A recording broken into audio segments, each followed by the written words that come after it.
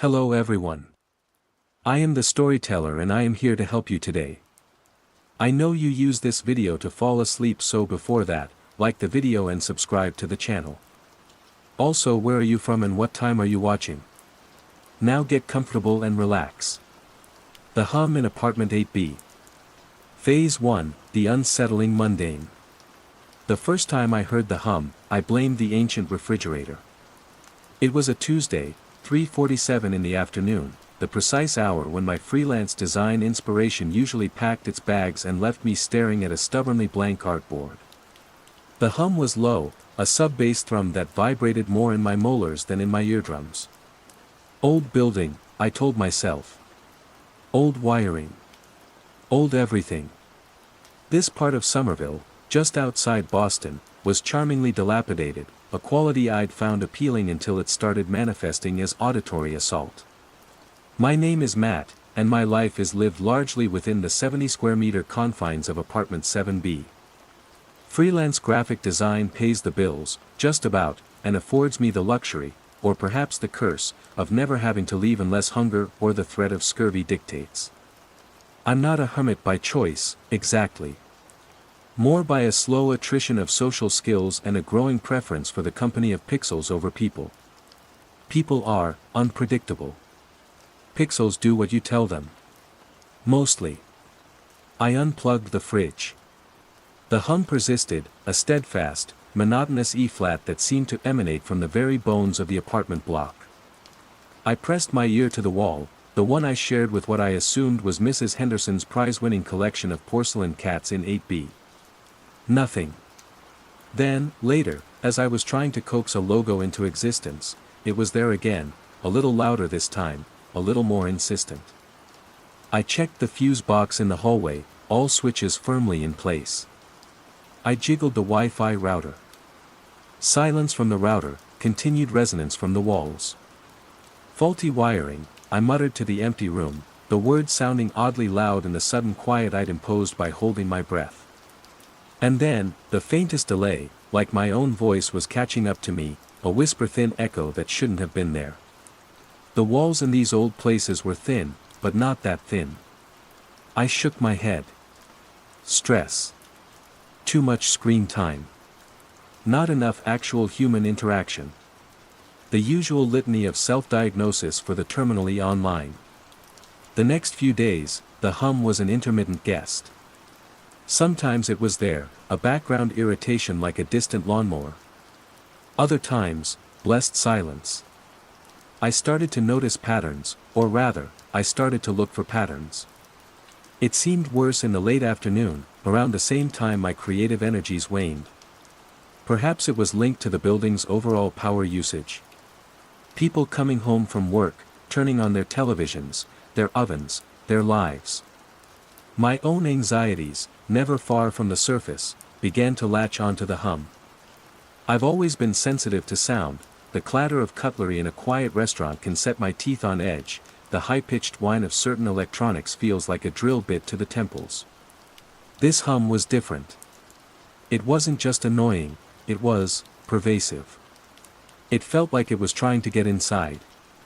One evening, after a particularly frustrating client call, "Can you make the logo pop, but also, like, more serene?" The hum swelled. It wasn't just an E-flat anymore. There was a subtle modulation to it, a faint wavering in pitch, almost like a poorly tuned radio searching for a signal. I found myself tilting my head, trying to decipher it.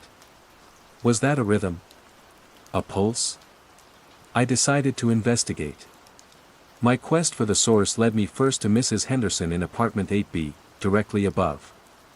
I rarely saw her, save for fleeting glimpses in the hallway, a cloud of lavender perfume and a tightly permed silver hairdo. I climbed the creaking stairs, the hum seeming to throb in time with my steps. She answered the door after an unervingly long pause, peering at me through the crack, chain still on. "Matthew, dear." What a surprise. Her smile was wide, a little too bright. "Hi, Mrs. Henderson. Sorry to bother you. I was just wondering, have you noticed a kind of humming sound lately? An electrical sort of noise?" She blinked, her smile unwavering. A hum, dear? No, I can't say that I have. This old building creaks and groans, of course. It has character. No, this is different.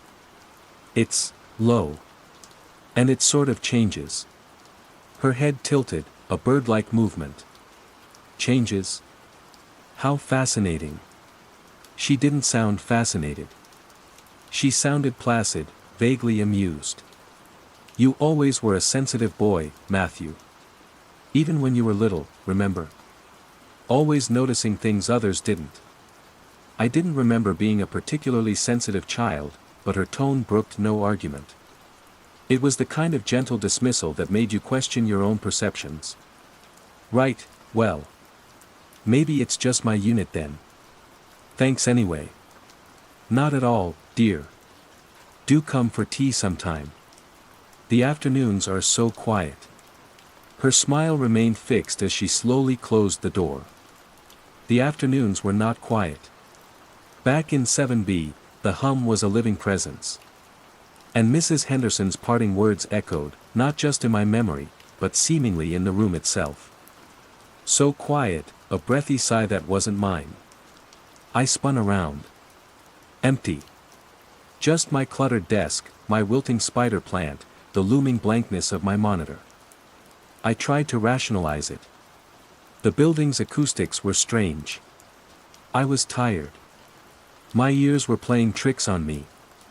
Yet, the echo had felt distinct, with a timbre slightly different from my own memory of her voice, almost flatter. Over the next week, the hum became a permanent fixture, its modulations growing more complex. It was no longer a simple E-flat.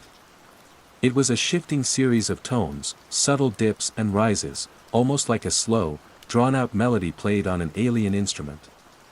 Sometimes, I'd catch what sounded like a rhythm, a 3-beat pulse followed by a longer, sustained note, then silence, then the pattern would repeat, slightly altered. I started talking to myself more, just to break the monotony of the hum, and to test the echoes. Hello. I'd say to the empty living room. The hello that returned was infinitesimally delayed, a fraction deeper, like my voice had been run through a subtle filter. It was unnerving, this slight distortion of self. It made the apartment feel less like my own space and more like a chamber designed to subtly alter my perceptions. I mentioned it to Mr. Davies from 6B when I ran into him by the mailboxes. He was a gruff, older man, usually buried in a newspaper. Hum. What hum? You got mice in your walls, son. He didn't even look up. No, it's electrical. Or it sounds like it. Call the super.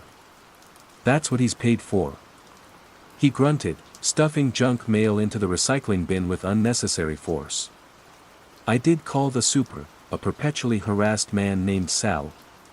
He came over, listened for a full minute with his ear pressed to various walls, grunted, and declared, sounds like an old building to me. Fridges hum. Pipes hum.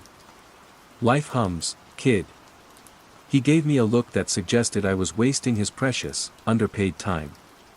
He didn't hear my hum, the one that was currently performing a slow, throbbing arpeggio in the wall behind my sofa. The rational explanations were drying up.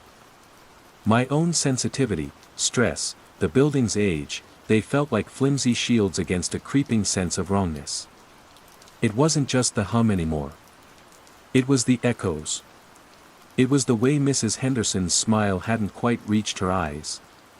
It was the subtle, gnawing feeling that the mundane world I knew was being subtly rewritten, one strange note at a time, and I was the only one with the original score.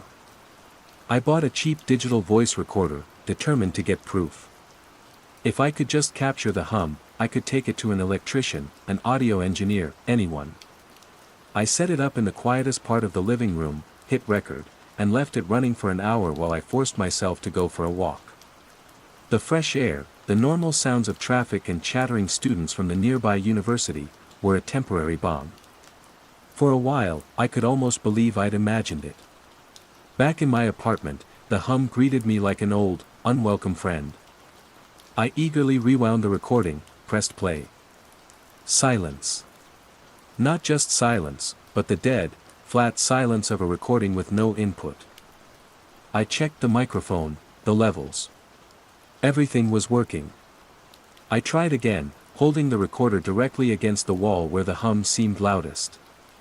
Playback, nothing. Just the faint hiss of the recorder's own electronics. A cold knot formed in my stomach. The hum was real to me, as real as the keyboard under my fingers. But it didn't exist for the recorder. It didn't exist for Mrs. Henderson or Mr. Davies or Sal. It was my private auditory hell, unshareable, unprovable. And that, I realized with a growing chill, was the most unsettling part of all. I was alone with it. Utterly alone. The work began to suffer. How could I concentrate on kerning and color palettes when the walls themselves were whispering secrets I couldn't understand? My anxieties, once a manageable background hum of their own, were now amplified, distorted by the physical hum that filled my days and, increasingly, my nights. Sleep offered little respite. The hum was there in my dreams, a soundtrack to bizarre, formless landscapes. I was living in apartment 7B, but it felt like the hum was living in me. Phase 2, growing awareness and isolation. The failure of the voice recorder was a turning point. It shifted the hum from an external annoyance to an internal siege. If I couldn't prove its existence, then the line between perception and reality began to blur. Was I the only one hearing it because it was truly there and others were oblivious, or was I the one whose mind was playing tricks? The latter was a far more terrifying prospect. I started a journal, a cheap spiral-bound notebook where I meticulously documented the hum. October 17th, hum started at 3:15 p.m. Louder today. Rhythm feels more complex. 3 short pulses, then a long one, then 2 short. Almost like Morse code, but not. Echo in the kitchen very pronounced when I dropped a spoon. Sounded wet. October 19th, tried talking to Mrs. Henderson again. Asked if her cat, Snowball, was okay. She just smiled that smile. Said, Snowball is perfectly attuned. Attuned to what? The hum. Her eyes looked distant. October 22nd, playback still silent. I screamed into the recorder today, just to see. My scream was there, loud and clear. The hum. Nothing. It's like it knows. The entries grew more frantic, less analytical. My neat handwriting devolved into a desperate scrawl. The apartment, once my sanctuary, now felt like a meticulously designed sensory deprivation chamber, except instead of silence, there was this insidious, personalized sound. The modulations in the hum became more intricate. Sometimes it was a low, rhythmic thrumming, like a giant, unseen heart beating within the building. Other times, it would rise in pitch, almost to a whine, carrying with it a strange, almost melodic sequence of notes that felt just on the edge of forming a recognizable tune, but never quite coalesced. It was like listening to a language I'd never heard, spoken incredibly slowly. Then came the voices. It started subtly, during a trip to the local grocery store, a small place called Dave's Market I frequented. The cashier, a young woman with tired eyes named Chloe, was ringing up my meager selection of instant noodles and coffee. "That'll be 7:42, she said. But the rhythm of her words was off. The 7 was drawn out, the 42 delivered with a slight, upward lilt that matched a recurring pattern in the hum I'd noted in my journal that morning. I stared at her. "Sorry, what was that?" "7:42, she repeated, her expression unchanging, a faint, polite smile plastered on her face. The rhythm was identical. I paid, fumbling with my card, a sudden sweat breaking out on my palms. Coincidence, I told myself. I was projecting. Hearing patterns where there were none. But it happened again. The next day, a courier delivered a package. "Sign, here, please," he said, each word punctuated by a tiny pause, his intonation oddly flat, yet rising and falling in a sequence that mirrored the hum's current melody.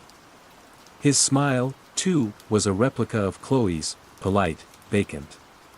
I retreated further into my apartment, but the outside world, filtered through news reports on my laptop or the occasional overheard conversation from the street below, began to sound subtly different. It wasn't everyone, not all the time. But more and more, I'd catch it, a news anchor whose cadence seemed to sync with the hum's throb, a child shouting in the park whose laughter ended on a note that resonated with the hum's current pitch. My attempts to discuss these observations were met with a new level of unsettling dismissal. I tried calling my sister, Sarah, who lived in California. "Matt? You sound strange. Are you okay?" "I'm fine, Sarah, but listen, there's this sound in my apartment. And people here, they're starting to talk, weirdly." "Weirdly how?" Her voice was cautious. I tried to explain the rhythmic speech, the hum. I knew how it sounded. I could hear the doubt, the concern in her silence. "Matt," she said finally, her voice gentle, "the kind you use with someone you think is unraveling. Have you been sleeping? Are you eating properly? Maybe you should, talk to someone. Professionally. It's not in my head, Sarah. It's real." Okay, she soothed. "Just, take care of yourself, alright?" The call ended with her promising to visit soon, a promise I knew was born more out of concern for my sanity than any real desire to see my cramped apartment. The isolation was a physical weight. I was the boy crying wolf, but the wolf was a sound only I could hear, and its bite was the slow erosion of my connection to shared reality. I dove into online research. Hours were lost to forums about tinnitus, auditory pareidolia, low-frequency environmental noise, the Taos hum. Some accounts were similar, persistent, unexplained sounds. But none mentioned the corresponding changes in human speech, the specific, modulating nature of my hum, or the silent recordings. I found theories about infrasound, microwave auditory effects, even collective consciousness phenomena. Nothing fit. It was all too vague or too specific to something else. The secondary subplot I'd half-consciously been hoping for, some external, verifiable event, failed to materialize in a satisfying way. There was a brief news item about a new experimental antenna array being tested by a tech company on the outskirts of the city. For a heady few days, I clung to this. This had to be it. Some kind of sonic interference. But the reports were sparse, the official statements blandly reassuring about safety standards. When I tried to find more information, the online trails went cold. It was either a dead end, or I simply didn't know how to look. My focus shifted to apartment 8B again. Mrs. Henderson. Her perfectly attuned cat. Her unnerving smiles. The hum often seemed to pulse with a particular intensity from the ceiling, from her floor. Was she a source? A patient zero? Or just another victim, further along the path than I was? One afternoon, fueled by caffeine and a desperate need for answers, I went upstairs again. This time, I didn't knock. I just listened outside her door. The hum was definitely stronger here, a thick, palpable vibration in the air. And then I heard it, her voice. She was talking, seemingly to herself, or her cat. And the rhythm finds us all, eventually, yes, a beautiful resonance. Her words weren't just spoken in the rhythm of the hum, they were the hum, given phonetic shape. The cadence was perfect, the pitches subtly matching the complex modulations I'd been trying to chart. It was hypnotic, and deeply, profoundly terrifying.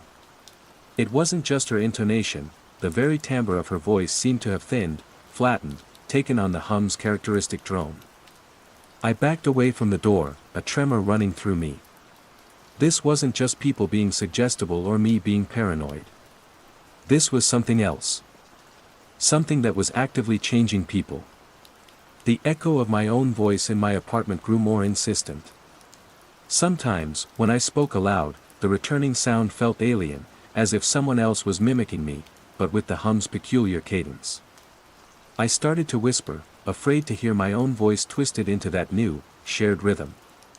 My world had shrunk to the size of my apartment, and even that felt compromised, infiltrated.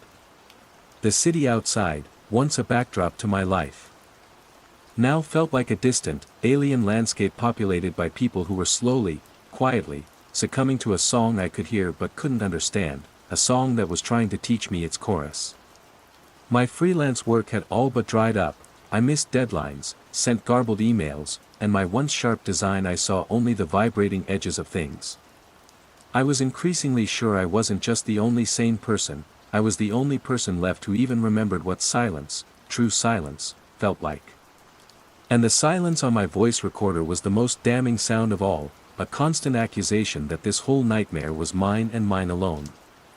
I found a small, forgotten news clipping tucked into an old local paper I'd picked up weeks ago, thinking it was about the antenna array. It wasn't. It was a tiny filler piece, barely a paragraph. Residents in the Willow Creek apartment complex report unusual power surges. City Electric investigating. No disruptions to service expected. Willow Creek. That was my building. It was dated 6 weeks prior, just before the hum had started for me. A flicker of something, not hope, but perhaps a validation of an external cause, sparked within me.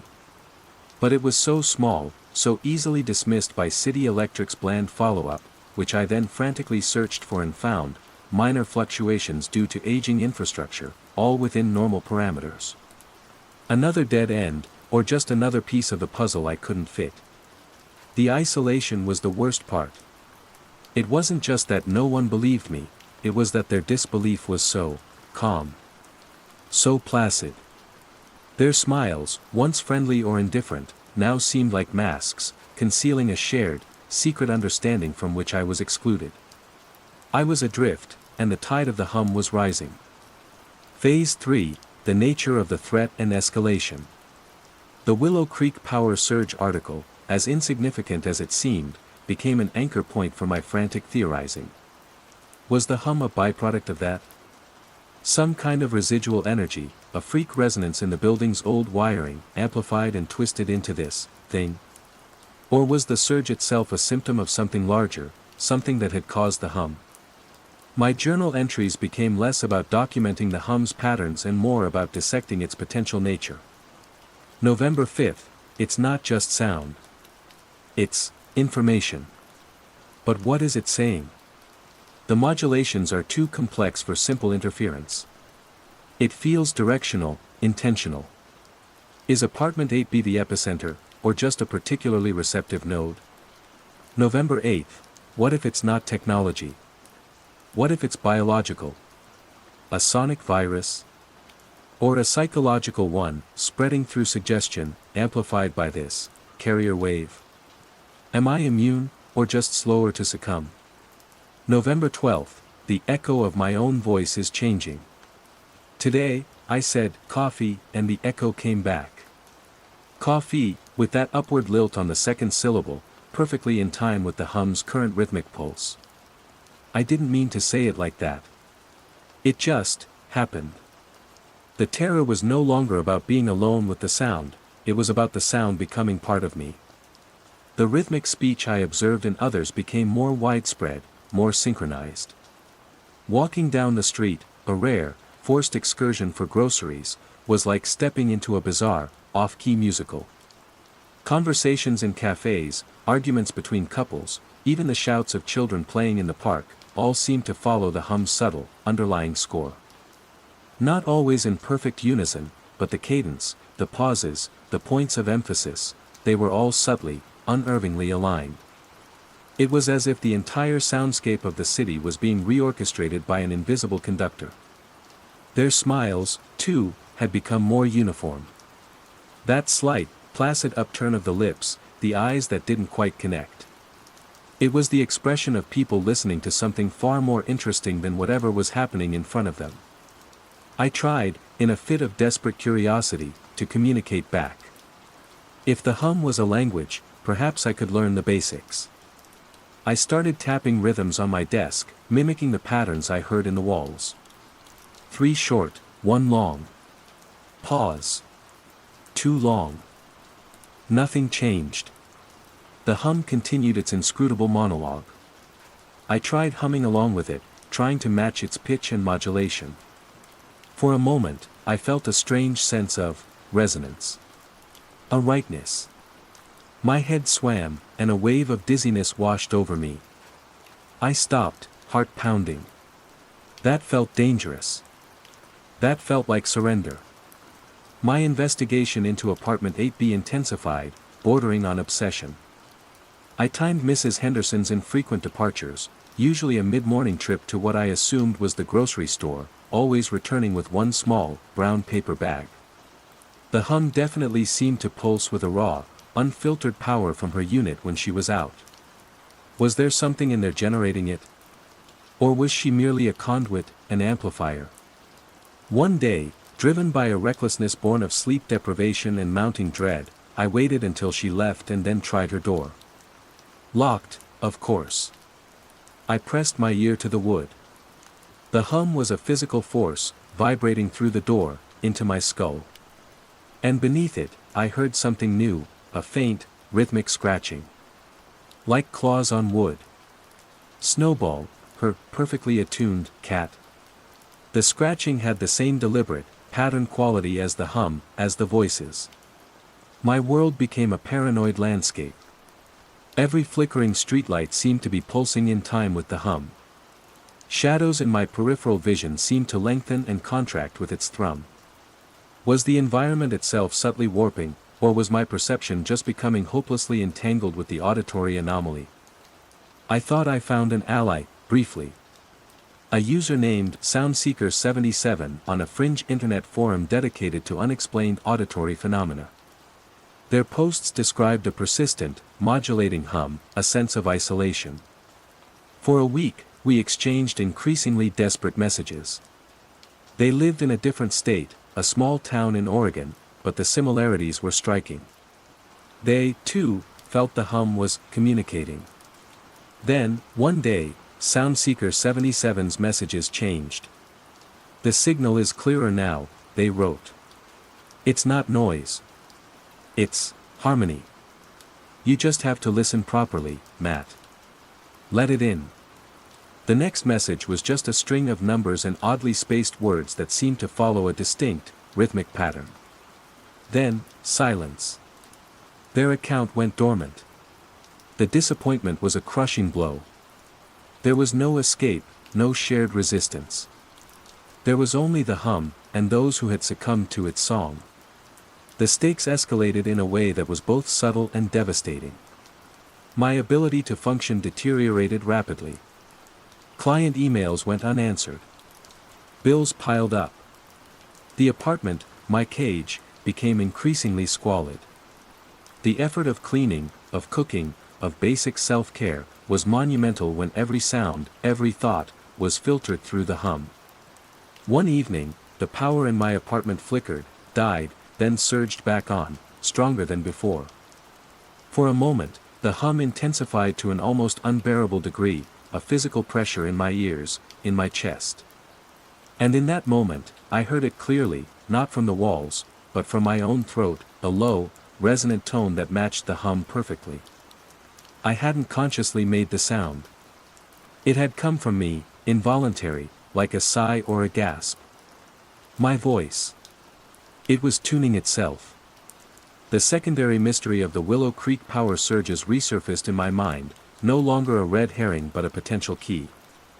The aging infrastructure explanation felt like a deliberate obfuscation. What if the surges weren't accidental? What if they were adjustments? Calibrations? Fine-tuning the network that broadcast the hum? I had to know more about apartment 8B. The scratching sound, Mrs. Henderson's attuned state, it felt like the core of the mystery, or at least its most concentrated point in my immediate vicinity. My landlord, a perpetually absent entity who communicated solely through terse emails, would be no help. Breaking in was out of the question. My courage, or perhaps recklessness, didn't extend that far. Yet.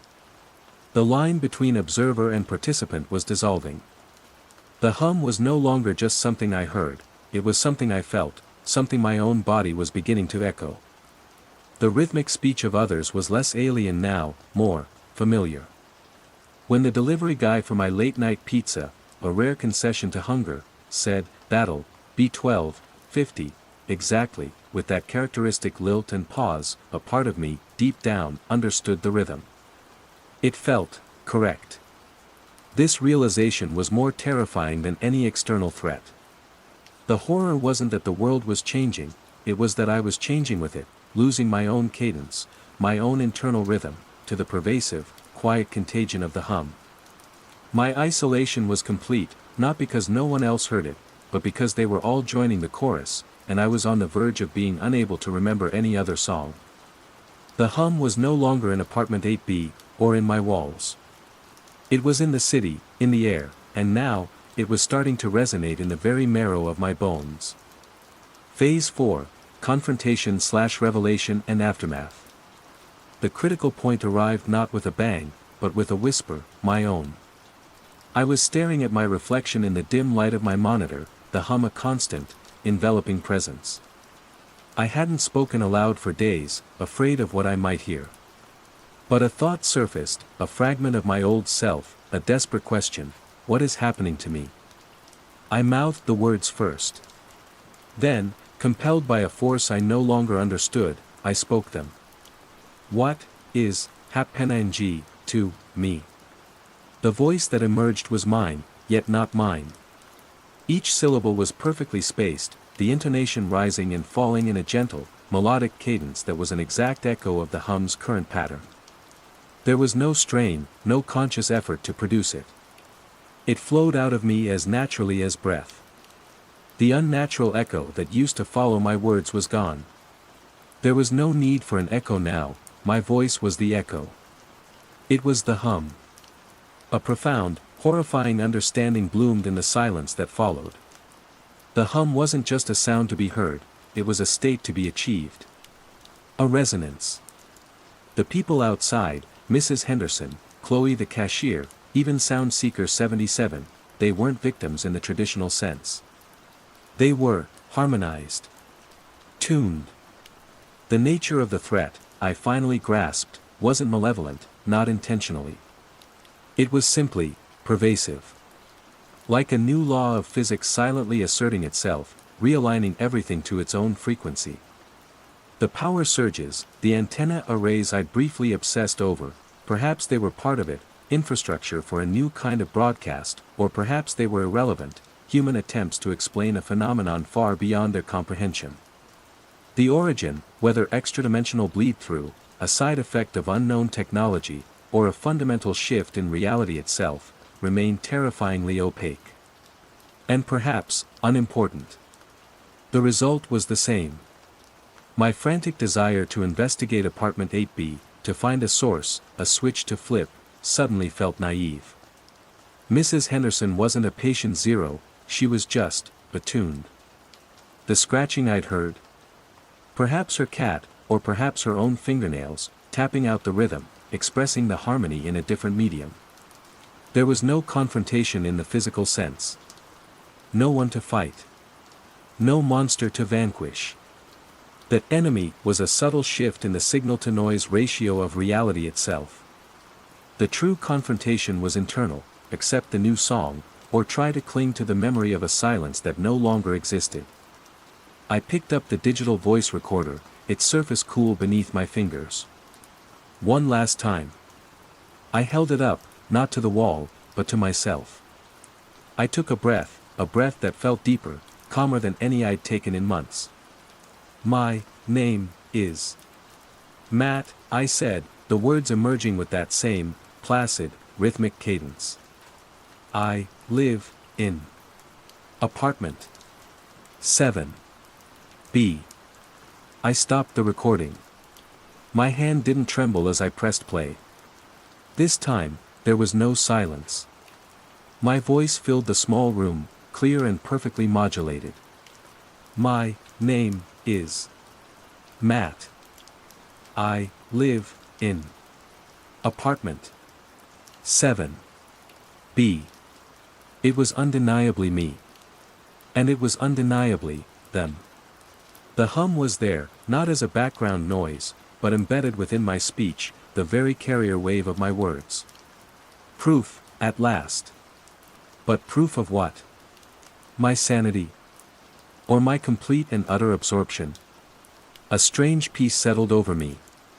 The anxiety that had gnawed at me for months had receded, replaced by a quiet sense of belonging. The world outside my window, once a source of confusion and fear, now seemed to pulse with a gentle, coherent rhythm. The distant traffic, the murmur of voices from the street, even the rustle of leaves in the solitary tree outside, it was all part of the same composition. I thought of Mrs. Henderson's vague smile. I understood it now. It was the smile of someone listening to beautiful music, a music so profound it made mundane conversation almost irrelevant. The next morning, I walked out of my apartment. The hallway felt different, brighter. I saw Mr. Davies by the mailboxes. He looked up, and for the first time, his usual gruff expression was softened by that faint, familiar smile. "Good morning, G. Matt," he said, his voice a gentle baritone, perfectly in time with the subtle thrum that now felt like the heartbeat of the world. "Good morning, G.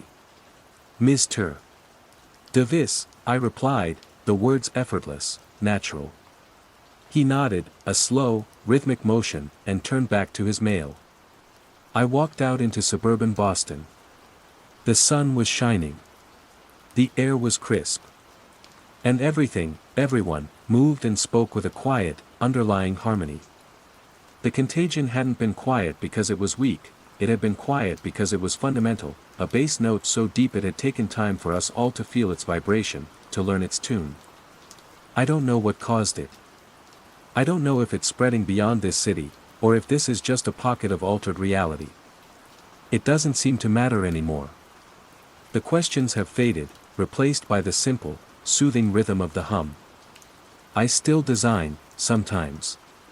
My work is different now. More patterns, more repetition, a focus on the spaces between the elements. My clients, those that are left, seem to appreciate the new style. Their feedback often comes in short, rhythmic phrases of approval. I am no longer isolated. I am part of the chorus. The hum in apartment 8B, the hum in my walls, the hum in my own throat, it's all the same song. And it is, in its own way, quite beautiful. You just have to listen. You just have to let yourself resonate. The silence is gone. But the harmony is everywhere. The Lakeview Underpass. Phase 1, the unsettling mundane. The first sign, the one I can pinpoint now with the benefit of hindsight's cruel clarity, was the hum. Not a hum, but the hum. The one that usually vibrated up from the concrete belly of the Lakeview Underpass, a discordant symphony of traffic from Punt Road overhead, the distant growl of a train heading towards Flinders Street, and the rhythmic sigh of the ventilation fans. That hum had always been my metronome, marking the 5 minutes and 37 seconds, give or take a few for foot traffic, it took me to traverse its belly from my South Yarra Street to the Domain precinct where I worked. My name is Lucy Dyer, and until 3 months ago, my life was as predictably structured as the grid of Melbourne's CBD. 32, a graphic designer for a boutique marketing firm, single but not unhappily so. My apartment, a slightly too expensive one-bedroom with a sliver of a view of the Botanic Gardens if I craned my neck just so, was my sanctuary. My routine was sacred, flat white from the hole-in-the-wall cafe on Toorak Road, the walk, the underpass, work, repeat. The underpass was just a conduit, a dim, graffiti-scarred tunnel I barely registered beyond its utilitarian function. The change in the hum was infinitesimal. One Tuesday morning, mid-April, the air crisp with the promise of autumn, I stepped into the cool dimness of the Lakeview Underpass and the familiar thrum felt, thinner. Less resonant. I paused, head tilted. It was still there, but muted, as if someone had thrown a thick blanket over the source of the sound. I shrugged it off. Maybe they were doing roadworks up top, dampening the vibrations. Logical. My brain, ever eager for the rational, supplied the answer before the question had fully formed. The next day, the hum was back to its usual robust self, and I forgot about its brief lapse. My work, designing brochures and web banners, demanded an eye for detail. I noticed when a kerning was off by a fraction of a millimeter, when a hex code was a shade too blue. Perhaps that's why the other things started to niggle at me sooner than they might have for someone else. A week later, it was the length. The Lakeview Underpass had always been a consistent 5-minute 37-second walk. I knew this because I'd timed it once, idly, years ago, and the number had stuck. But one Thursday, I emerged blinking into the sunlight on the domain side feeling like I'd been walking for closer to 7 minutes.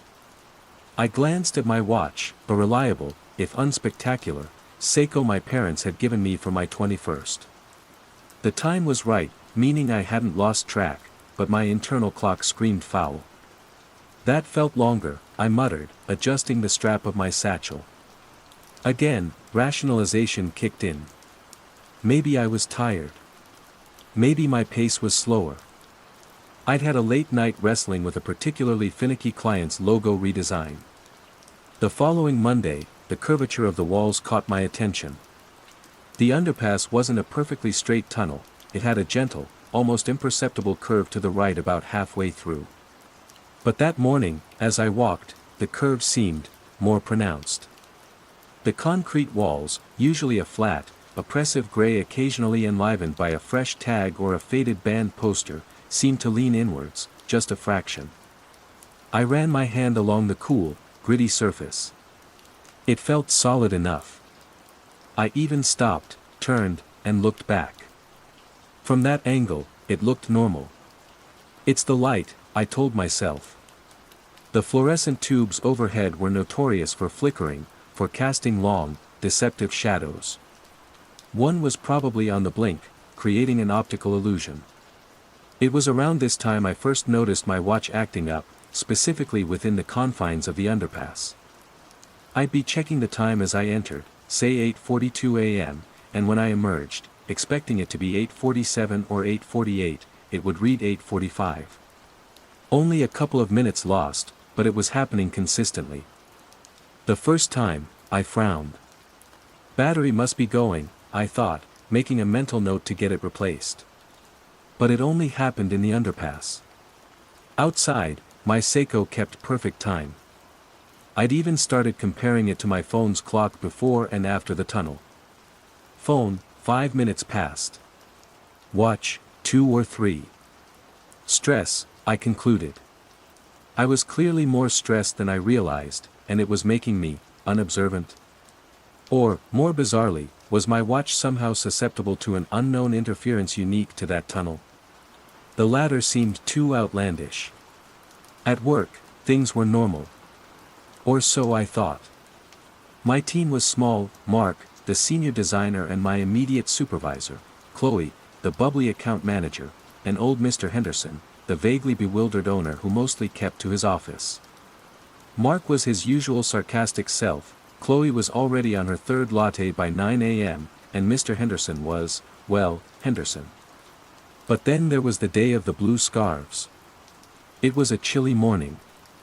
Chloe came in wearing a vibrant cobalt blue scarf. An hour later, Sarah from accounts, whom I rarely saw before lunch, walked past my desk wearing an almost identical one. Later that afternoon, I saw Mark absently fiddling with a pen that was, you guessed it, the exact same shade of cobalt. Coincidence, of course. Blue was a popular color. But it lodged in my mind, a tiny, incongruous detail. My apartment key started playing up around the same time. Just a slight catch in the lock of my front door. I'd have to jiggle it a bit. I blamed the old building, the tumblers probably wearing down. I made a mental note to call the letting agency, then promptly forgot, as one does with minor, intermittent annoyances. These were all tiny pebbles in the shoe of my daily life. Easy to shake out, easy to ignore. I was busy. Deadlines loomed. My sister was having boyfriend drama that required hours of phone-based commiseration. Life, in all its messy, distracting glory, continued. The underpass was just a tunnel, and my perceptions were just tired, stressed, human. One particular morning, the air in the underpass felt unusually cold, and the echo of my footsteps sounded off.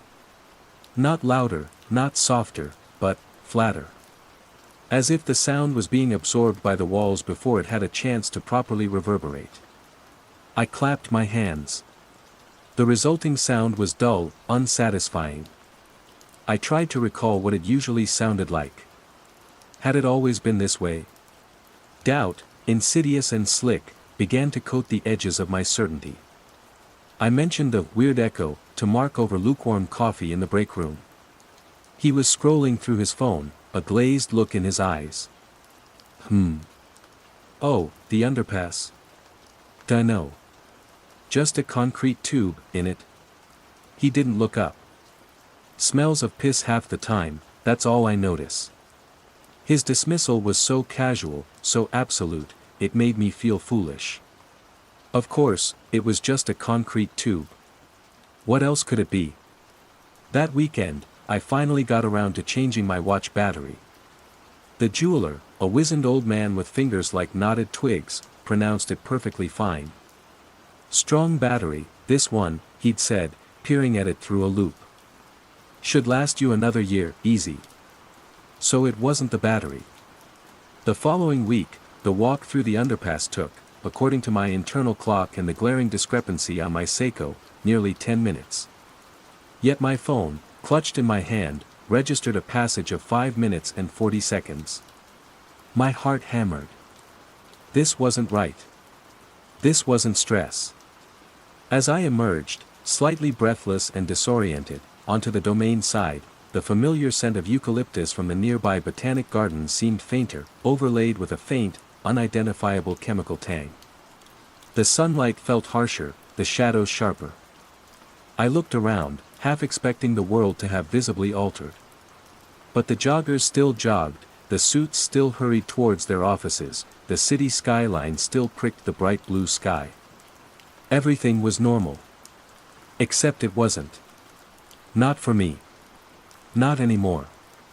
The quiet hum of my ordinary life was being subtly, persistently, retuned to a frequency I was starting to dread. And the Lakeview underpass, that mundane stretch of concrete, was beginning to feel less like a shortcut and more like a doorway to somewhere I didn't want to go. The graffiti on the walls, usually a chaotic mess of tags and crude drawings, seemed to shimmer at the edge of my vision, the colors too bright, the lines too sharp. When I tried to focus on a particular piece, it would resolve into its usual grimy self. But the fleeting impression of unnatural vibrancy lingered. I started taking a different route to work some days, a longer walk that skirted the gardens. It added 15 minutes to my commute, but the relief of avoiding the underpass was palpable. On those days, my watch behaved impeccably. My sense of time remained stable. The world felt right. But the underpass drew me back. It was the quickest route, yes, but more than that, a morbid curiosity was taking root. A desperate need to understand, to prove to myself that I wasn't imagining things. Or, terrifyingly, to confirm that I was. The little things accumulated. A street lamp inside the underpass that always flickered now shone with a steady, unnervingly intense light. The usually damp patches on the walls seemed to have shifted, forming new, unfamiliar constellations of mildew. These were the whispers of the anomaly, so quiet I could almost convince myself they weren't there at all. Almost. The problem was, the whispers were getting harder to ignore. One evening, leaving work late, I found myself alone in the underpass. The silence, usually punctuated by the distant city's breath, was absolute. The hum was gone. Not muted this time, but utterly absent. The air was cold, still, and heavy, pressing in on me. My footsteps, which had sounded flat before, now echoed with an almost unbearable clarity, each footfall sharp and distinct, bouncing off the walls with a strange, metallic resonance I'd never heard before. It was as if the concrete itself had changed density. I quickened my pace. A prickle of unease skittering down my spine. The gentle curve seemed to tighten, the walls pressing closer. I felt an irrational urge to run, a primal flight response kicking in. When I finally burst out onto my street, gasping for air, the familiar sounds of South Yarra, a distant tram rattle, laughter from a nearby pub, washed over me like a benediction. I leaned against a brick wall, heart pounding, and told myself it was just the late hour, the emptiness, my overactive imagination. But the feeling of being unsettled, of reality fraying at the edges, lingered long after I'd triple-locked my apartment door. The apartment key, that night, slid into the lock smoothly, without a hint of its previous recalcitrance.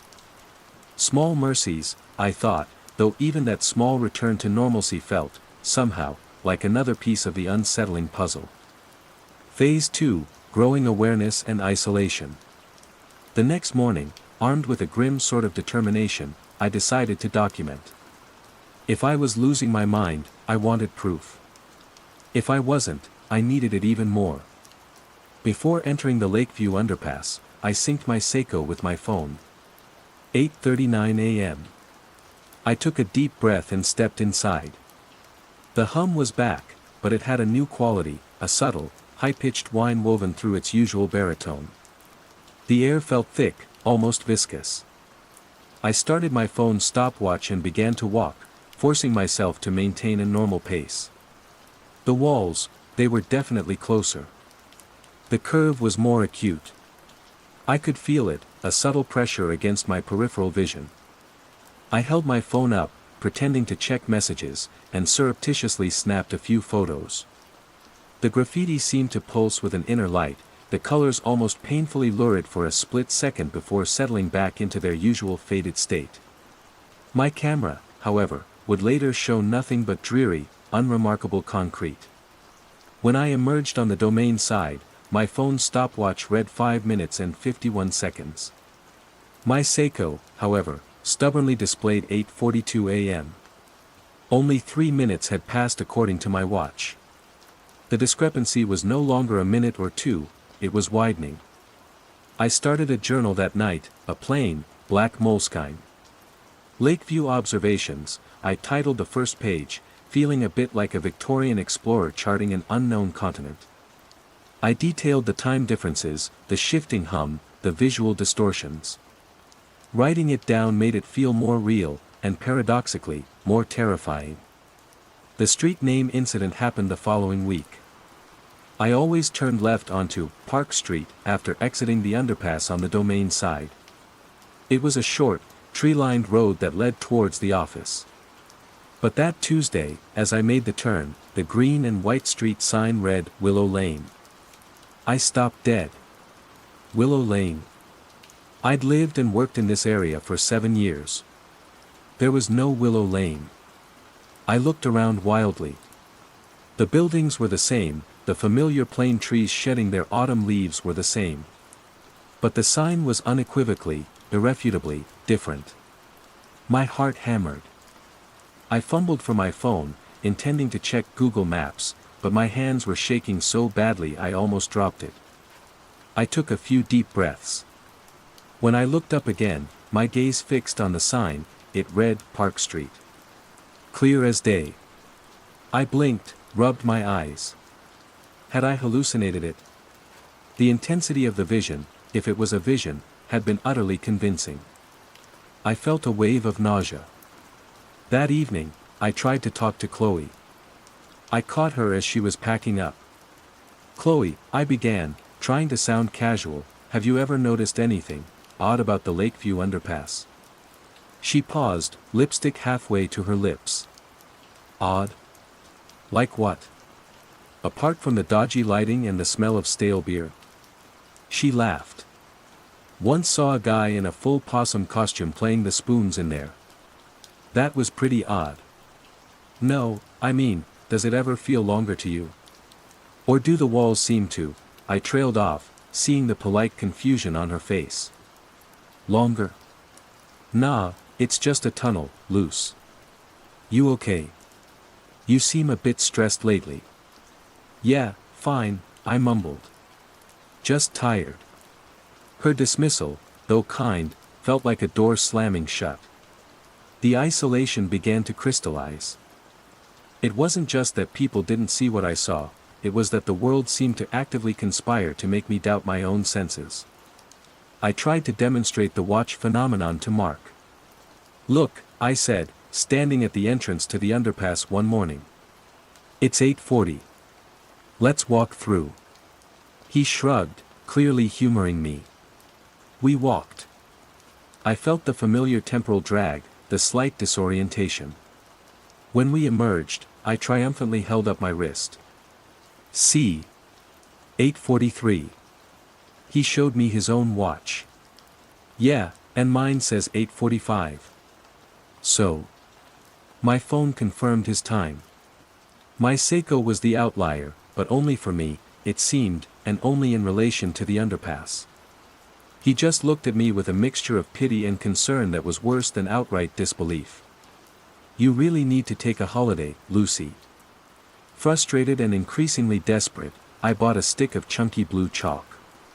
The next morning, before the main rush of commuters, I went to the underpass.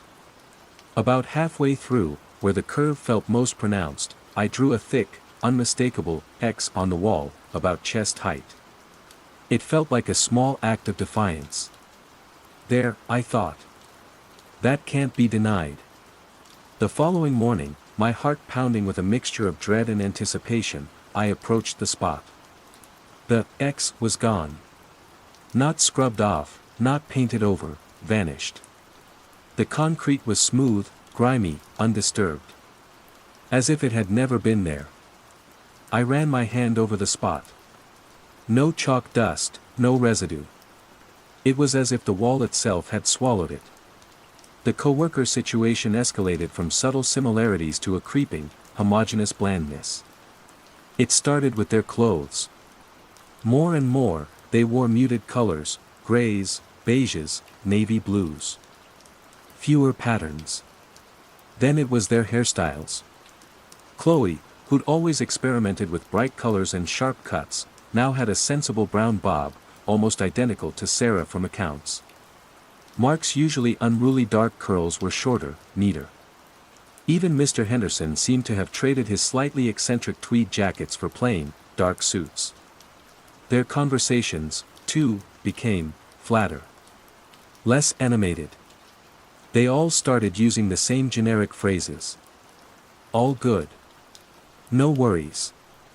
Fair enough."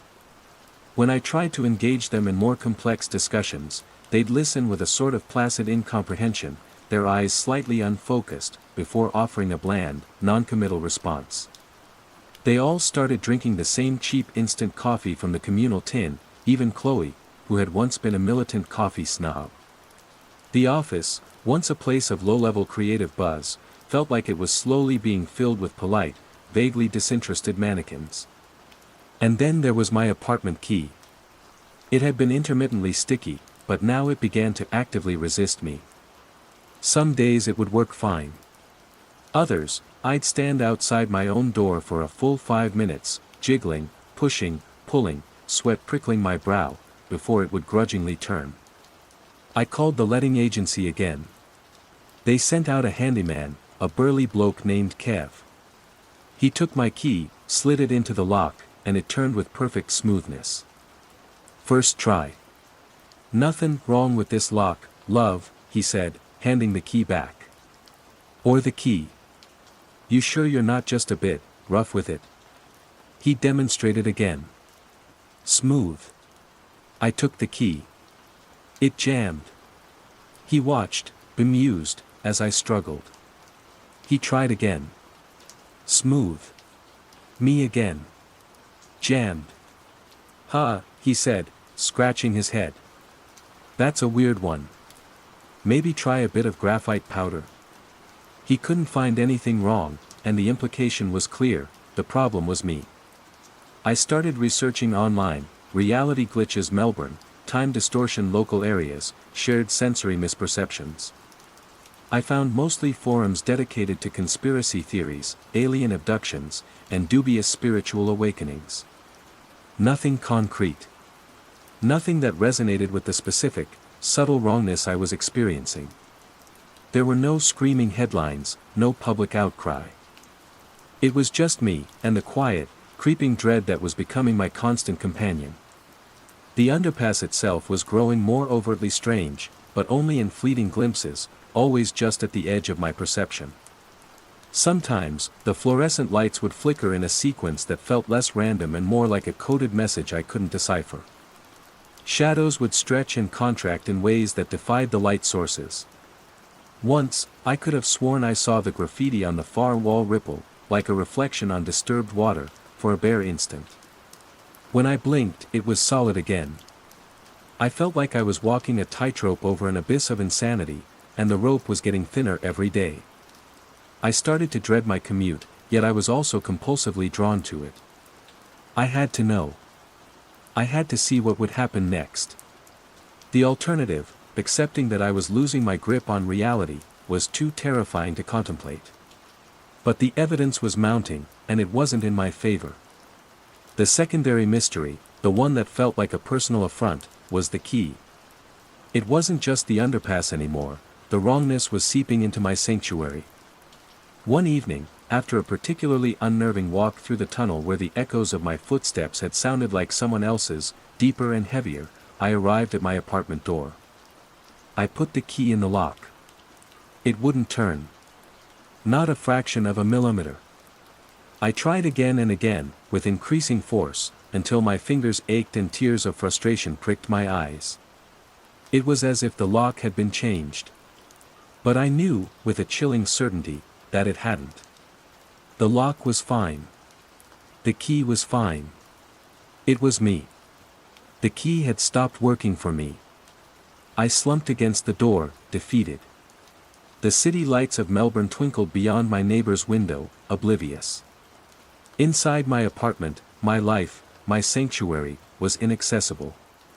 The quiet contagion had breached my final defense. Phase 3, the nature of the threat and escalation. Locked out of my own apartment, a cold dread washed over me, sharper and more profound than anything I'd felt before. This wasn't just about weird lights or a wonky watch anymore. This was about my life, my space, being fundamentally altered in a way that specifically excluded me. I ended up calling a locksmith, a young guy with tired eyes who arrived an hour later. He examined the lock, my key. "Looks fine," he said, echoing Kev. He inserted my key. It slid in. He turned it. The lock clicked open. I stared, dumbfounded. But it wouldn't. He shrugged. "Sometimes they just get a bit stuck. Temperature changes, you know." He didn't look convinced by his own explanation. I paid him the exorbitant call-out fee, my hands trembling as I took the key back. It felt alien in my palm. Inside, my apartment was normal. Or was it? I walked through it slowly, scrutinizing everything. The books on my shelves, the dying succulent on the windowsill, the pile of mail on the kitchen counter. It all looked the same. But a new, insidious layer of doubt had been applied to everything. Was that mug always on that side of the sink? Hadn't I left that book open to a different page? I couldn't be sure. The foundation of my memory felt compromised. My research into the Lakeview underpass intensified, bordering on obsession. I spent hours at the state library, poring over microfiled local newspapers and council archives. Most of it was dross, planning permits, minor crime reports, complaints about graffiti. But then I found it, a small, buried article from the 1950s in the Argus. "Puzzling phenomenon at Lakeview Crossing," the headline read. It described how, for a brief period, construction workers building the initial pedestrian tunnel, before it was widened into the current underpass, reported strange, temporal displacements, and tools going missing only to reappear in odd places. The incidents were dismissed as worker fatigue or pranks, and the project continued. It was a tiny breadcrumb, but it was something. A historical precedent. The nature of the threat remained maddeningly elusive. Was it geological? The Yarra River wasn't far, perhaps there were strange magnetic fields. Was it some forgotten Buried technology? Or was it something more, porous? Like the membrane between realities was thinner there, and things were leaking through, subtly reordering the world around the underpass according to a different set of rules. The latter felt closer to the truth, especially given the escalating weirdness. The environmental warping within the underpass became more pronounced, less deniable. The flickering lights now definitely pulsed in complex, rhythmic patterns, pause, long flash, like a garbled Morse code. The shadows no longer just stretched, they seemed to detach from their objects, pooling in corners like sentient ink, sometimes even briefly forming impossible, non-Euclidean angles that made my eyes ache and my stomach churn. The faint whispers I'd occasionally heard before were now more distinct, though still unintelligible, a chorus of hushed, sibilant voices just beneath the threshold of comprehension, seeming to emanate from the concrete itself. It was like walking through the throat of something ancient and unwell. The conformity of my coworkers took a more unsettling turn. They weren't just dressing alike and using the same phrases, they began to move with a subtle, almost imperceptible synchronicity. If Mark reached for his water bottle, Chloe would, a second later, adjust her glasses in a similar, economical movement. When Mr. Henderson emerged from his office, they would all look up at the exact same moment, their expressions identically placid. It was like watching a badly rehearsed play, where the actors weren't quite aware they were following a script.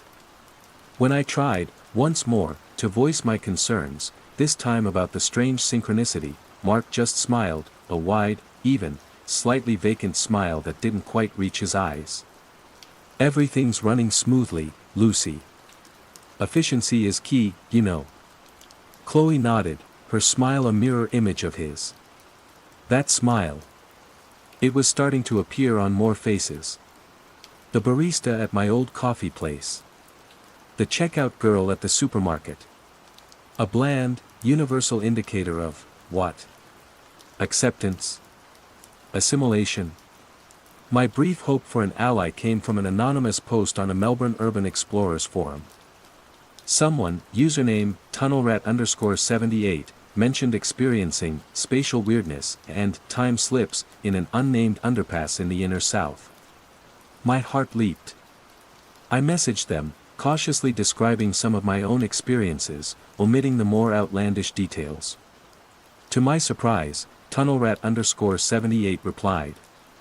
They were cagey, but agreed to meet. We arranged to meet at a neutral cafe in Federation Square, far from Lakeview. I was a bundle of nerves. Was this person real? Were they experiencing the same thing? Or was this a trap of some kind? My paranoia was now a constant companion. Tunnelrat_78 turned out to be a man named David, probably in his late 40s, with a nervous energy and eyes that darted around constantly. He listened intently as I, emboldened by his presence, recounted the changes in the underpass, the time dilation, the shifting street names. He nodded slowly. Yeah, I've felt some of that. Not the street names, but definitely the time stuff. And the feeling, like the space isn't stable. A wave of relief washed over me. I wasn't alone. What do you think it is? I asked, leaning forward. David shrugged, looking uncomfortable. Dunno. Some kind of energy field. Government experiment. Ley lines. He listed them off as if reciting from a familiar script. The underpass I know, it's near an old tram depot. Always figured it was something to do with the electricity. But as I started to describe the more recent, more extreme phenomena, the vanishing chalk mark, the whispers, the increasingly identical coworkers, his expression changed. The initial flicker of shared experience in his eyes died, replaced by a careful neutrality, then a distinct unease. Whoa, okay, he said, holding up a hand. That's a bit much. Identical people. Vanishing marks. Sounds like you're pretty stressed, mate. The dreaded S word. Stress. The universal solvent for all things inexplicable. But you said you experienced weirdness too. I insisted, my voice rising slightly. Yeah. Minor stuff. A bit of disorientation. What you're describing, that's something else. He stood up, avoiding my gaze. Look, I've gotta go. Maybe lay off the tunnels for a bit, eh? And just like that, he was gone, leaving me alone at the table, the dregs of my lukewarm latte mocking me. My temporary ally had proven to be another dead end, another person retreating from the edge of the abyss I was being forced to confront. The brief glimmer of hope extinguished, leaving the isolation colder and deeper. The escalation continued its relentless pace. One morning, the graffiti in the underpass wasn't just lurid, it was moving. Not rippling this time, but slowly, subtly rearranging itself. The outline of a snarling wolf tag seemed to twitch its ears. The letters of a bold red scrawl shifted, as if the paint were still wet and alive.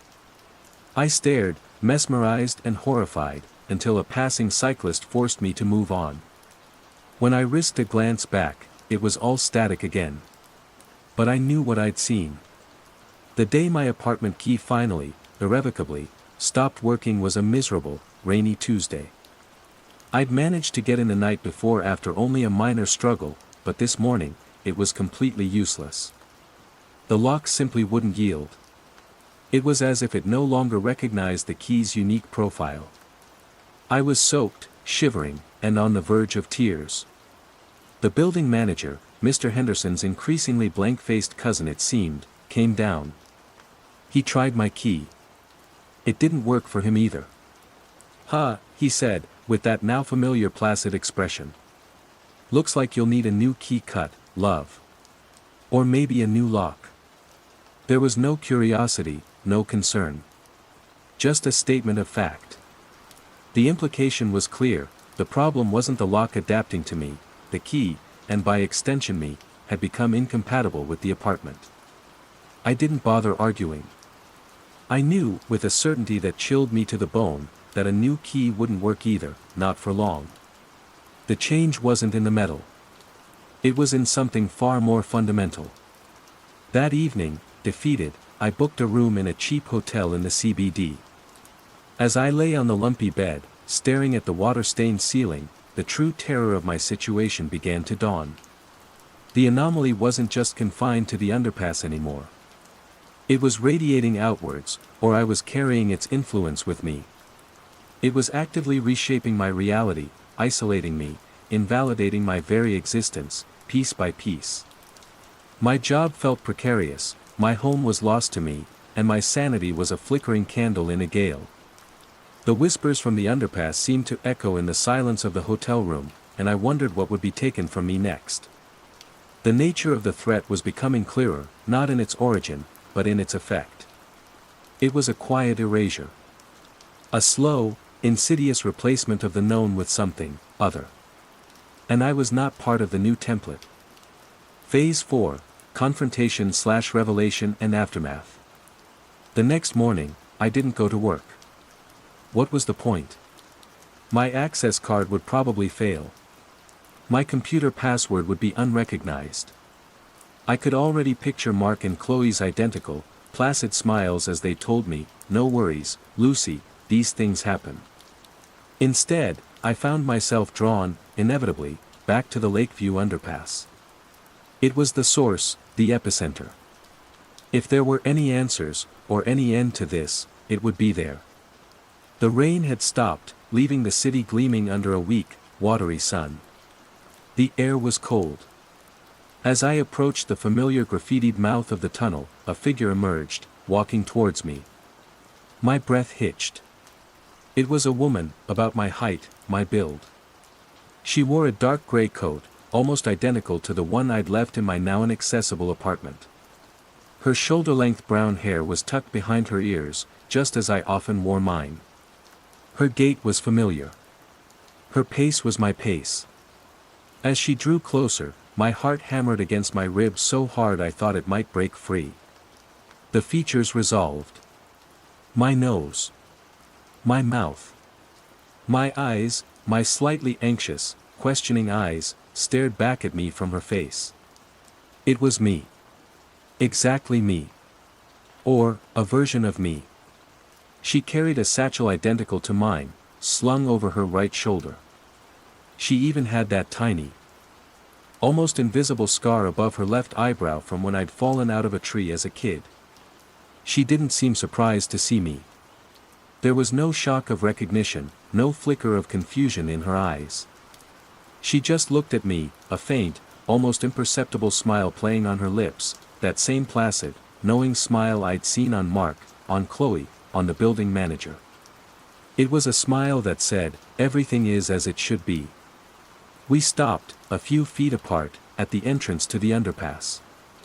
The usual hum from within seemed to intensify, the air vibrating around us. The whispers were louder here, almost coherent, a sibilant chorus that seemed to welcome her. "Hello," I managed, my voice a dry croak. She didn't reply. Her gaze was steady, calm. It was like looking into a mirror that reflected not just my image, but a future, an alternative, that had already taken root. This was the confrontation.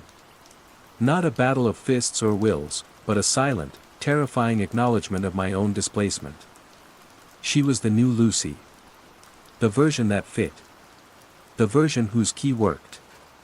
An overwhelming urge to flee warred with a desperate need to understand. "Who are you?" I whispered.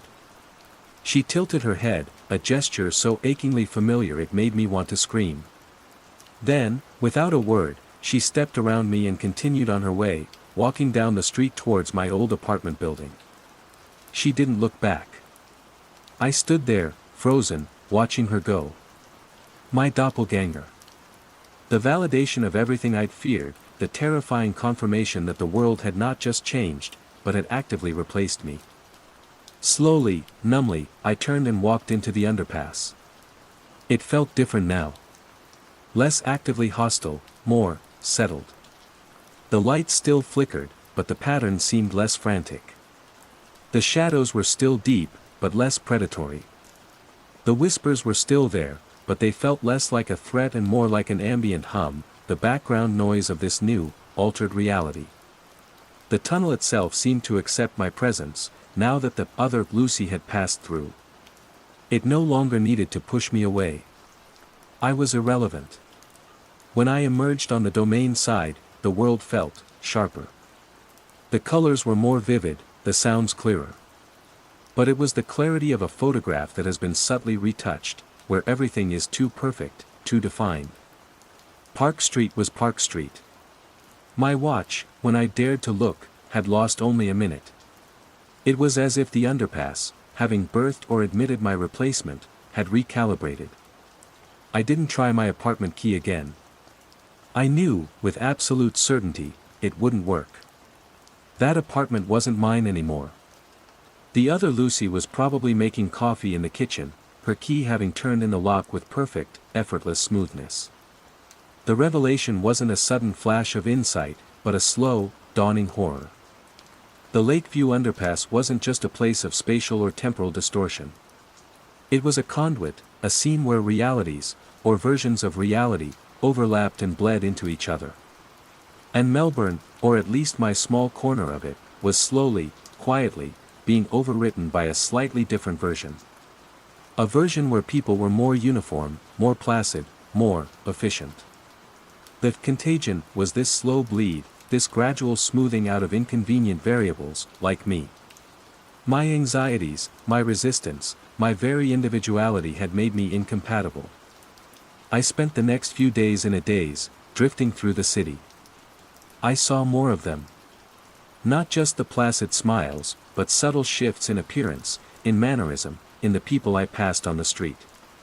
A man reading a newspaper on a tram, his face momentarily blurring, resolving into features that were almost, but not quite, the same. A flock of pigeons taking flight in perfect, unnerving synchrony. The city itself felt like it was holding its breath, waiting for the transformation to complete. I thought about leaving Melbourne, trying to outrun it. But where would I go? What if this wasn't just Lakeview? What if this was happening everywhere, this quiet, inexorable shift? One afternoon, driven by a morbid compulsion, I walked past my old office building. I saw Mark and Chloe through the window. talking by the water cooler. They looked the same, yet not. Their movements were more fluid, more harmonious. And then I saw her, the other Lucy, at my old desk, her brow furrowed in concentration as she looked at a computer screen. She looked up, laughed at something Mark said, and the laugh was mine, but lighter, without the edge of worry I always carried. She belonged. I didn't try to fight. Who or what would I fight? Reality itself? I didn't succumb, not in the way of joining them. I couldn't. I was still too much myself, too full of the jagged edges of my old life. I found a new room, a tiny attic space in Fitzroy, far from the Lakeview underpass. I got a cash-in-hand job washing dishes in a noisy, chaotic restaurant, a place so relentlessly vibrant it felt, for now, immune to the creeping blandness. Sometimes, late at night, I walk. I avoid the south side of the river. I look at people's faces, searching for the telltale signs, the placid smiles, the subtle uniformity. I see it more and more. The contagion is spreading. Or perhaps my perception is merely sharpening, tuning into the frequency of this new, quieter world. I don't know what the future holds. Will I eventually fade completely, an anomaly that the new reality smooths over? Or will I remain an outsider, a ghost haunting the edges of a world that is no longer mine? The Lakeview underpass still exists. I see it sometimes, in my dreams. A dark, curving maw, humming with a secret invitation. I never enter. I know that whatever lies on the other side, it's not for me. My key, the one to my old life, is still in my pocket. It's worn smooth now, a useless talisman. It doesn't open any doors. But I keep it. A reminder of a world that was, and of the quiet contagion that took it away. And sometimes, when the light hits it just right, I fancy I can see my reflection in its metallic surface, a face that is still, stubbornly, my own. For now. The words they forgot. Phase 1, the unsettling mundane. The rain was a constant, a grey curtain drawn across Manchester, blurring the Victorian brickwork of the northern quarter into watercolor smudges. It was a Tuesday, meaning press day for the Manchester Weekly Chronicle, and the newsroom buzzed with the usual controlled chaos. My name is Thomas Ashton, and I'm, or I was, a features editor, a guardian of grammar, a purveyor of moderately interesting local happenings. My life was ruled by deadlines, lukewarm tea, and the persistent scent of damp wool and old paper. The first tremor in the bedrock of my reality was so slight I almost missed it. Arthur Grimshaw, our veteran crime reporter, a man whose prose was as reliably grim as his subject matter, was hunched over his keyboard, brow furrowed. "Tom," he grunted, not looking up.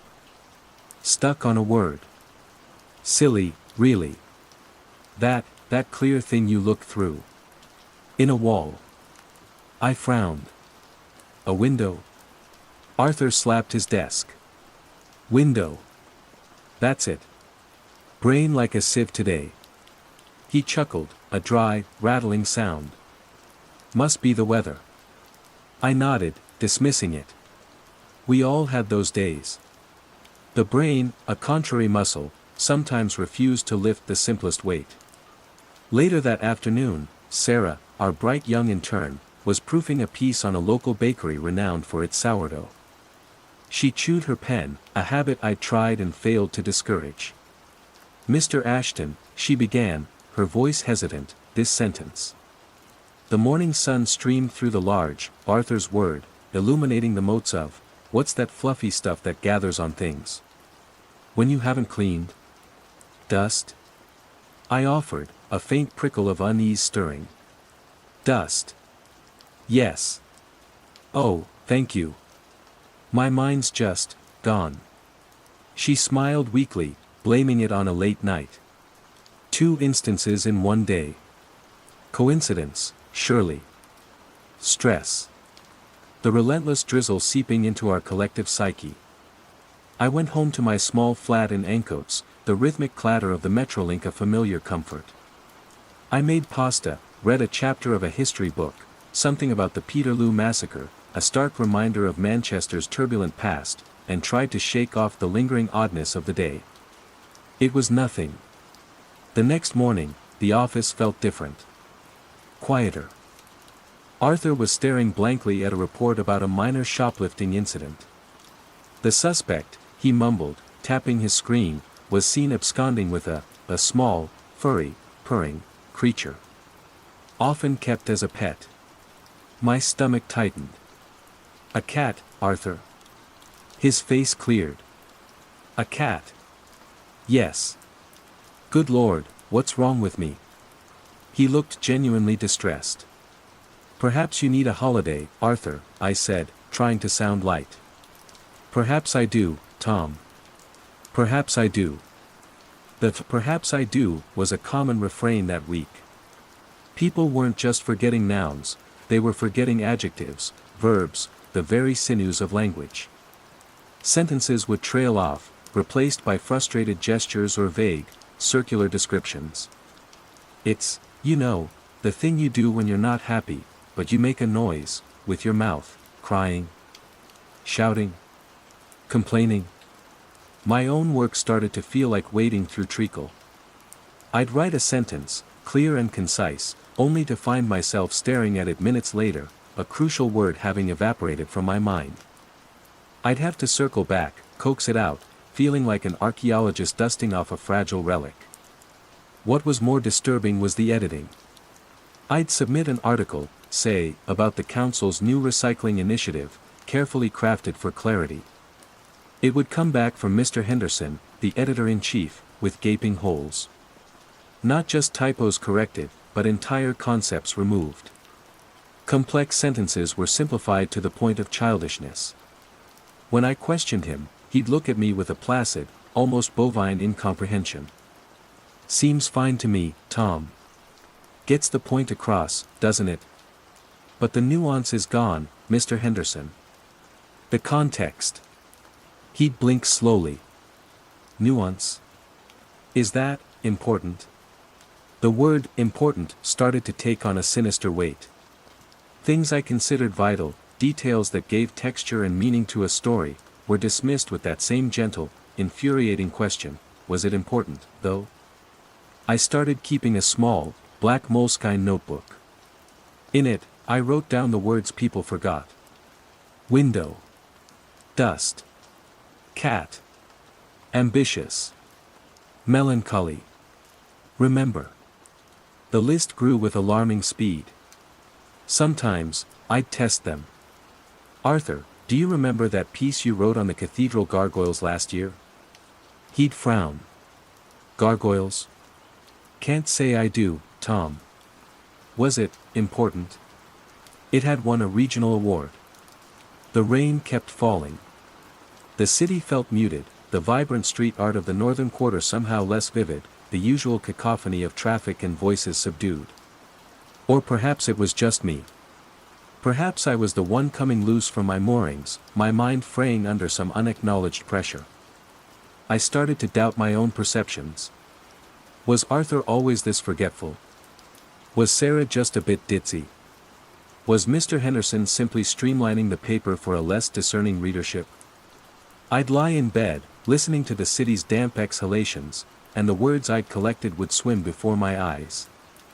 They felt like anchors, the only solid things in a world that was slowly, quietly dissolving into fog. The history book on Peterloo lay open on my nightstand, but when I tried to recall the details I'd read the night before, they were hazy, indistinct. The names, the dates, the passionate struggle for reform, it all felt distant, like a half-forgotten dream. And a cold voice in my head whispered, was it important? Phase 2, growing awareness and isolation. The quiet creep of it was the worst part. There was no sudden collapse, no dramatic event to point to. It was like watching a photograph fade in slow motion, the colors leaching out, the details blurring, until only a vague outline remained. The Manchester Weekly Chronicle became a ghost of its former self. Articles were short, declarative, almost brutally simplistic. Adjectives were sparse, adverbs practically extinct. Stories about complex council planning disputes were reduced to, council will build. Some people not happy. Building will happen. My attempts to discuss it became exercises in futility. Sarah, don't you notice how everyone's struggling with words? I asked one morning, trying to keep my tone casual. She was staring at a picture of a flower on her screen. Flower, she murmured, as if tasting the word for the first time. Then she looked at me, her blue eyes wide and curiously empty. Struggling? No. Words are simple now. Easy. But we're losing them. We're forgetting basic concepts. She tilted her head. Are we? If we forget them, perhaps they weren't important. That word again. Important. It was a shutter coming down, a conversation terminated. I started taking walks during my lunch break, needing to escape the oppressive quiet of the office, the vacant stares, the increasingly fragmented speech. I'd wander through Piccadilly Gardens, past the grey concrete and the perpetually damp benches. I began to notice it there, too. People's conversations were stilted, punctuated by long pauses and frustrated gestures. A mother trying to scold her child, "Don't do that thing. It's not good." The child, a boy of about 5, simply stared back, uncomprehending.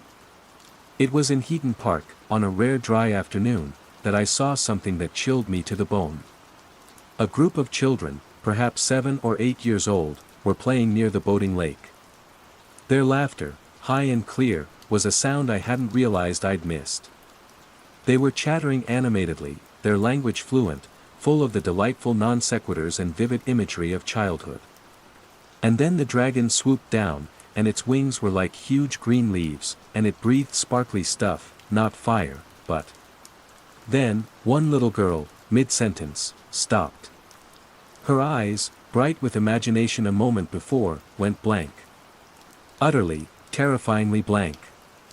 She stood frozen for a few seconds, her mouth slightly open. The other children, noticing the sudden silence, also faltered, their own expressions slowly mirroring hers. The light went out of them. The game was over. They dispersed, quiet and disconnected, wandering off like little automatons. I felt sick. This wasn't just about overworked adults. This was infecting everyone. My notebook became my confidant, my sanity check. Window, dust, cat, ambitious, melancholy, remember, justice, history, hope, sorrow, laughter, the genuine kind, metaphor, irony, future, past. The list was a litany of loss. I tried searching online, mass forgetfulness, linguistic decay, epidemic of amnesia. Nothing. A few articles on dementia, some think pieces on declining literacy standards, but nothing that remotely resembled the silent, pervasive cognitive erosion I was witnessing. It was as if the phenomenon itself was being forgotten as it happened, erased from the collective consciousness. The articles I submitted were now being altered beyond recognition. I wrote a piece about the anniversary of the Manchester Ship Canal's opening, trying to evoke its historical significance, its impact on the city's industry.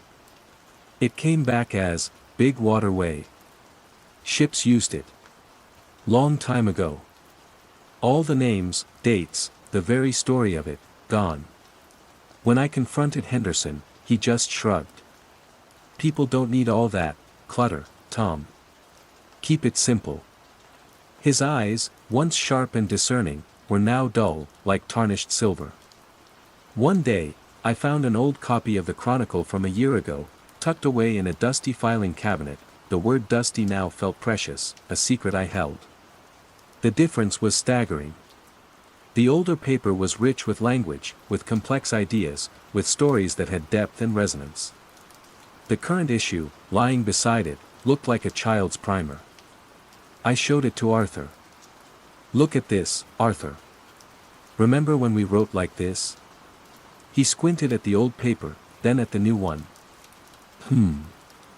The new one's cleaner. Easier to read. He picked up the current issue. This is better. Less fuss. The fuss was everything. It was meaning. It was memory. It was humanity. My isolation became profound. I ate alone, walked alone, lived alone in my flat with my growing collection of forbidden words. Sometimes, I'd speak them aloud, just to hear them. To reassure myself they still existed. Incandescent, I'd whisper to the rain-streaked window, a word I now cherished. Ephemeral. Serendipity. I considered leaving Manchester, but where would I go? What if this wasn't confined to the city? What if it was everywhere, a creeping global silence? The thought was too terrifying to contemplate. A new, unsettling pattern began to emerge in the office. People would sometimes repeat phrases, simple ones, over and over. Sarah would often be heard muttering, "Pen on paper. Pen on paper," as she stared at a blank page. Arthur, when frustrated, would tap his desk and say, "Desk is hard. Desk is hard." They weren't distressed by it, it seemed almost comforting to them. Like verbal tics, or mantras for a world stripped of complexity. I started noticing environmental oddities too, or perhaps I was just becoming hyper-aware, my mind desperately seeking patterns. The streetlights on my walk home seemed to flicker in an odd rhythm, not the usual erratic sputtering of a dying bulb, but something more structured. Long short long long short. It meant nothing, of course. It was just my frayed nerves. Wasn't it? One evening, I was walking past the John Rylands Library, its neo-Gothic spires dark against the bruised purple sky. The place had always been a sanctuary for me, a cathedral of words. I saw a young couple standing by the entrance, looking up at it. "Big building," the man said. "Yes."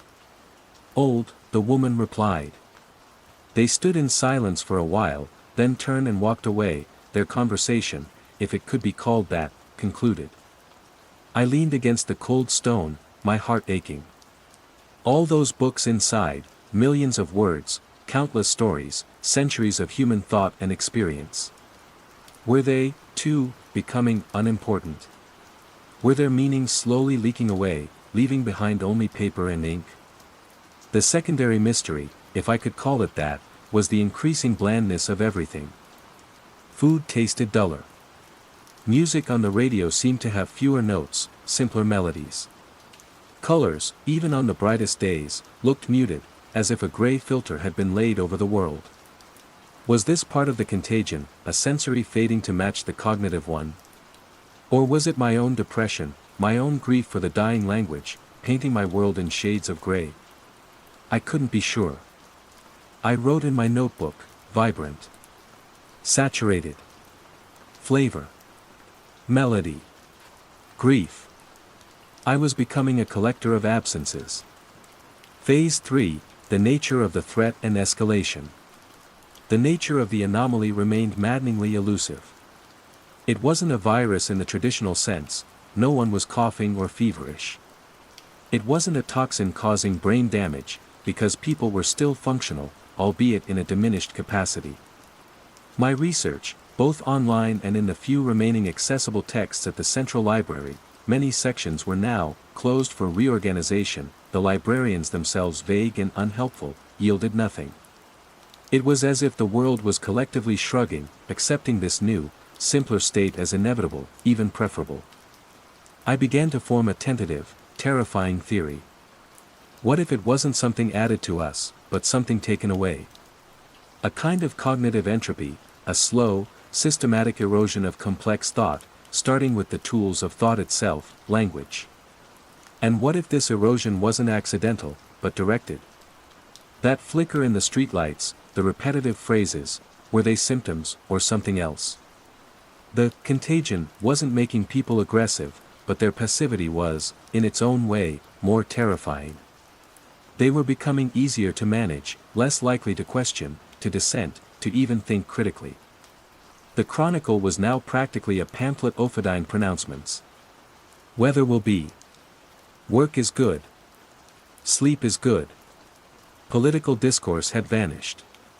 Editorials were bland affirmations of the status quo, whatever that vaguely perceived status quo was. My attempts to find an ally had been fruitless. Then came Mrs. Albright. She was a reader, an elderly woman who used to send sharply worded, eloquently written letters to the editor, usually complaining about the council or the state of the rose bushes in her local park.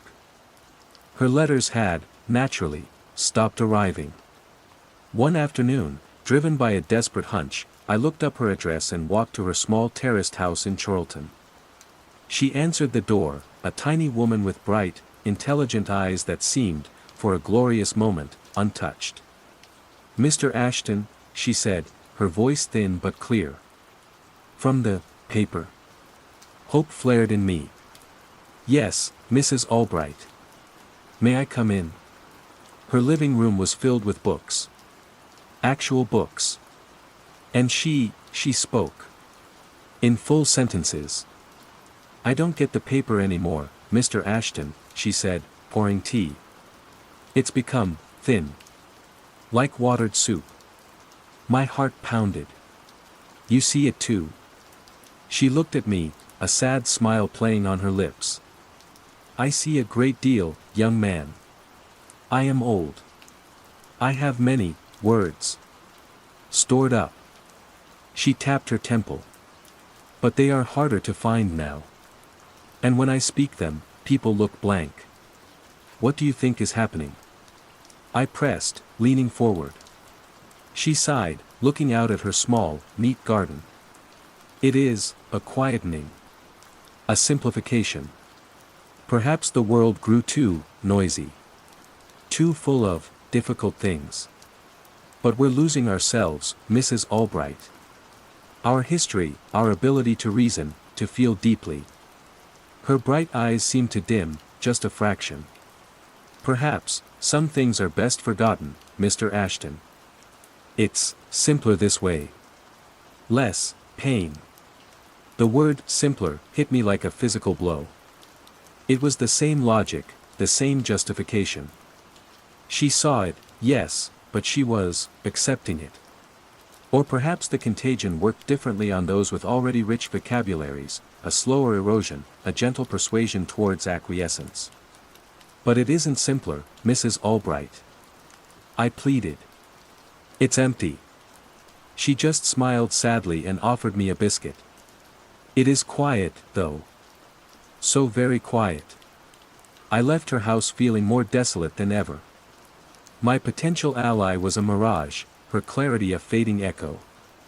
The books in her room felt like museum pieces, artifacts of a lost civilization.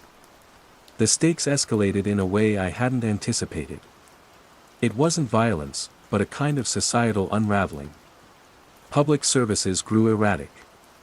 Transport schedules became unpredictable, not through strikes or breakdowns, but because the concepts of schedule or punctuality were becoming fuzzy.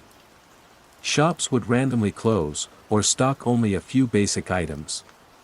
The intricate dance of a complex urban society was faltering, its steps becoming clumsy and uncertain.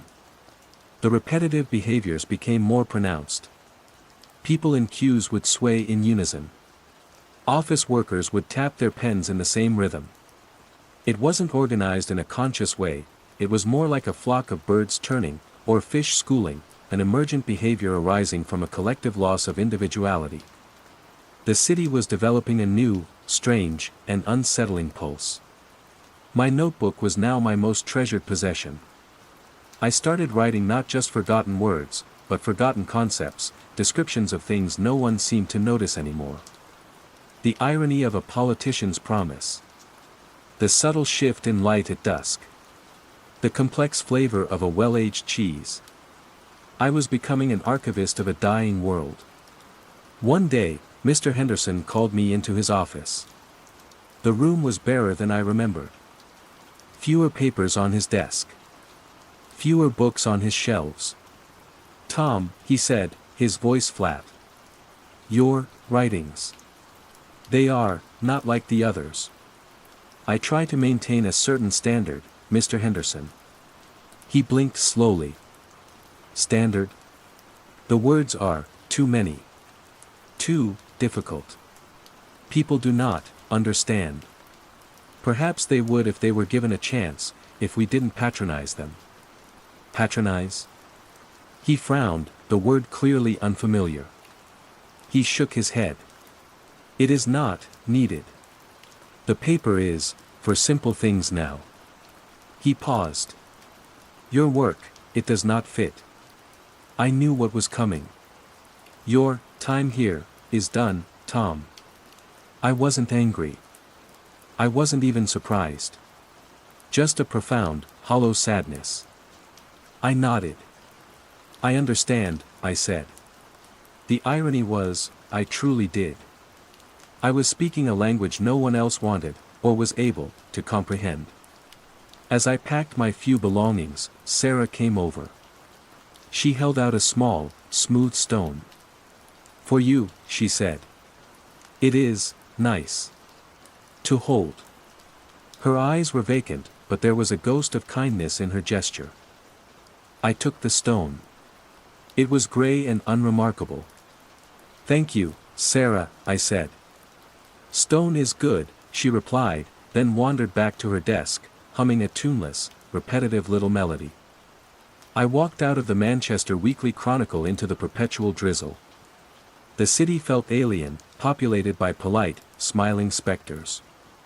The rich tapestry of Mancunian life, its vibrant history, its defiant spirit, its very language, was unraveling, thread by thread. And the quiet was deepening, becoming a physical presence, a soft, smothering blanket. I clutched my notebook. It felt like the only real thing left in the world.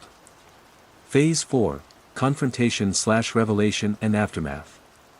My confrontation wasn't with a villain or a visible force. It was with the suffocating totality of the change, and with my own dwindling resistance. Fired from the Chronicle, I drifted. My savings wouldn't last forever. The concept of job seeking was becoming absurd in a world where complex tasks were increasingly unachievable. What skills did I have that were still important? I decided to visit my parents. They lived in a quiet suburb south of the city. The train journey was an exercise in muted strangeness. The announcements were monosyllabic. Passengers stared blankly ahead, or engaged in those repetitive, rhythmic motions I'd come to dread. My mother opened the door. Her smile was warm, but her eyes, they held that now familiar placid emptiness. Hello, son, she said. The word son felt rehearsed, a label learned by rote. My father was in the living room, watching a television program that seemed to consist of shifting colored shapes and a simple, repetitive musical phrase. Dad? He turned, his gaze unfocused. Boy. Here. We sat in the living room. I tried to talk about my job, about Manchester. They listened, or appeared to, nodding occasionally. But there was no engagement, no real comprehension. The words, I finally said, my voice cracking. Don't you notice the words are, going? My mother patted my hand. Words are, for talk. We talk. Is good. But we used to talk about, ideas, feelings, the news. My father grunted. News is, much. Too much. Quiet is good. I showed them my notebook. Look. All these words. History. Ambition. Regret. Democracy. Do you remember them? My mother peered at the page. Marks on paper. Many marks. She smiled sweetly. You always liked marks, son. The foundation of my world crumbled. My own parents. They were lost to it. Or perhaps, from their perspective, they were found in a simpler, less demanding reality. The horror wasn't that they had forgotten words, it was that they had forgotten the need for them, the value of what those words represented. The true scale of the contagion became terrifyingly apparent. It wasn't just Manchester. Snippets of news from other cities, other countries, heavily filtered, almost childlike in their simplicity, hinted at a global phenomenon. People, calm. World, Quiet. There was no panic, no chaos in the traditional sense. Just a slow, inexorable slide into a state of benign vacancy. What was its origin? I still didn't know. An extra-dimensional bleed-through, subtly altering perception. A side effect of some forgotten technology, now running amok. Or perhaps it was a natural cycle. Perhaps civilizations, like people, grew old, tired, and their minds began to fade, seeking a final, simple peace.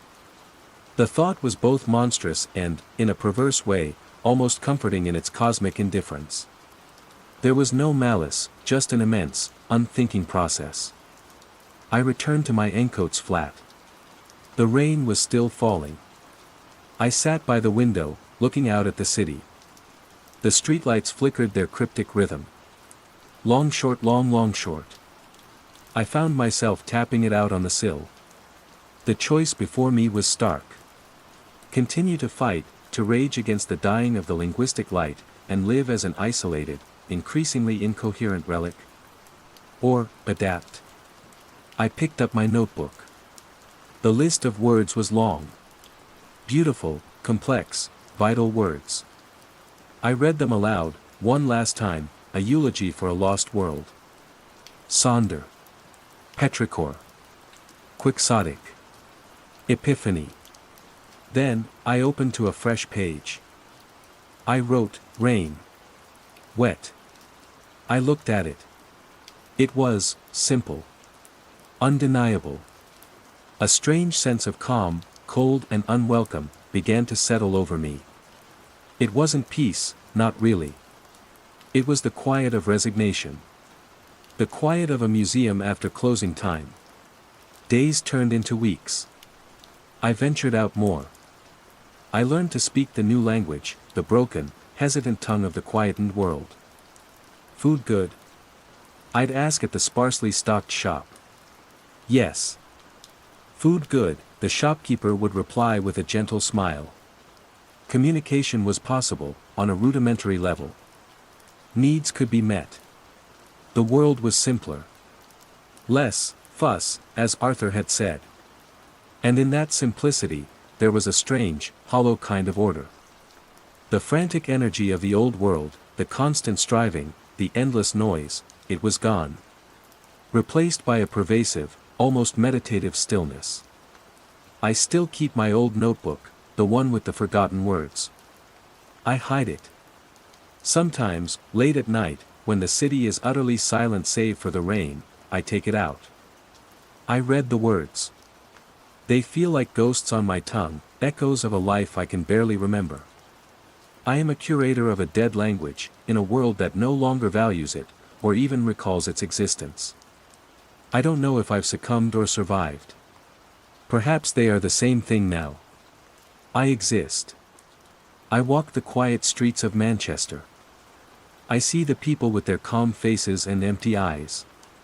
Sometimes, I catch myself humming a tuneless, repetitive phrase.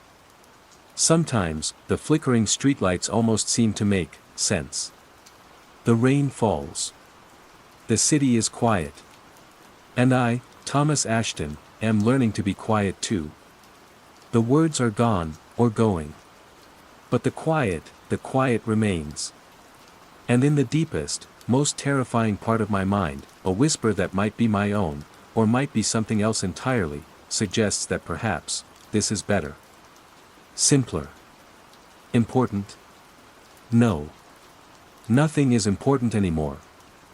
Those who don't blink. Phase 1, the unsettling mundane. The hum was the first thing I registered each night, stepping into the hushed lobby of the Northern Star Hotel. Not a loud hum, nothing overtly mechanical, more like the building itself breathing, a low, continuous sigh that settled deep in my bones. It was the soundtrack to my solitude, a counterpoint to the silent ballet of late-night Sapporo traffic gliding past the wide glass doors, their lights painting fleeting strokes on the polished marble floor. My name is Akira Tanaka, and for 2 years, the graveyard shift had been my world. My apartment was a shoebox in Kitaku, just big enough for a futon, a hot plate, and a precarious tower of books I mostly reread. Loneliness wasn't an acute pain anymore, more like a dull ache I'd learned to live with, a familiar ghost in the quiet corners of my life. The night shift suited this ghost. It offered a buffer against the bustling, demanding world of daylight, a space where my natural inclination towards observation could roam free, albeit within the sterile confines of the hotel lobby. My duties were simple: check-ins for the red-eye arrivals, check-outs for the pre-dawn departures, answer the infrequent calls, ensure the lobby remained pristine, and mostly, just be there. A silent sentinel in a silent house. Hannah-san, who handled the morning shift, would greet me with a professional but warm smile when our paths crossed, a brief, bright spark of human connection before she'd hand over the till and the logbook.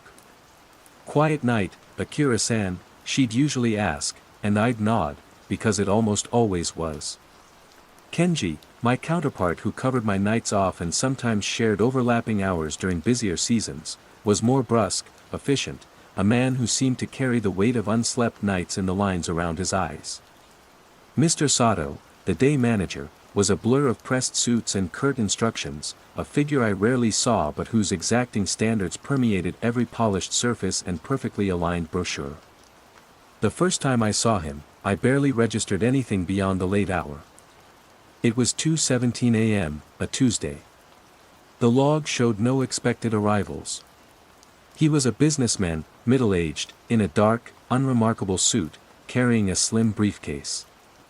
He approached the desk, his face shadowed by the low lighting. "Checking in," he said, his voice flat, devoid of inflection. I went through the motions, my own voice a practiced murmur. His name was generic, his payment method efficient. I handed him a keycard to room 713. He didn't make eye contact, just took the card and walked towards the elevators without a word. Standard. An hour later, I was doing my rounds, a slow circuit of the lobby, checking the vending machines, straightening a stray cushion on one of the velvet sofas. And there he was. Room 713. Sitting in one of the armchairs tucked into an alcove near the unlit fireplace, a newspaper open in his lap. It was one of those free English language papers the hotel provided. He wasn't reading it, not really. His gaze was fixed somewhere beyond the print, out towards the street, but not at the street. Just, fixed. And he was perfectly, utterly still. I continued my round, made a pot of green tea in the small staff pantry, updated the log. The hum of the hotel seemed a little louder tonight, or maybe it was just the caffeine. When I returned to the desk, perhaps 20 minutes later, he was still there. Same position.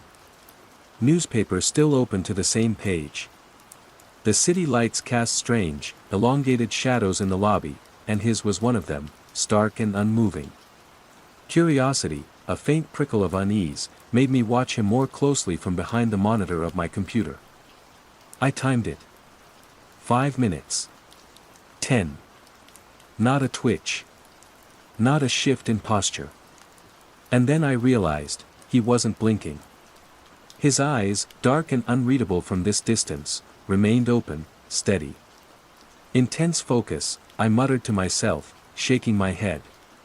Some people were like that when they were concentrating, or deeply tired.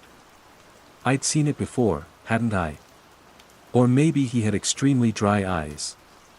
I was probably just sleep-deprived myself, letting my imagination get the better of me. I had a report to finish for Mr. Sato. I focused on that. When I next looked up, the clock on the wall read 3:33 a.m. Precisely. And the chair was empty.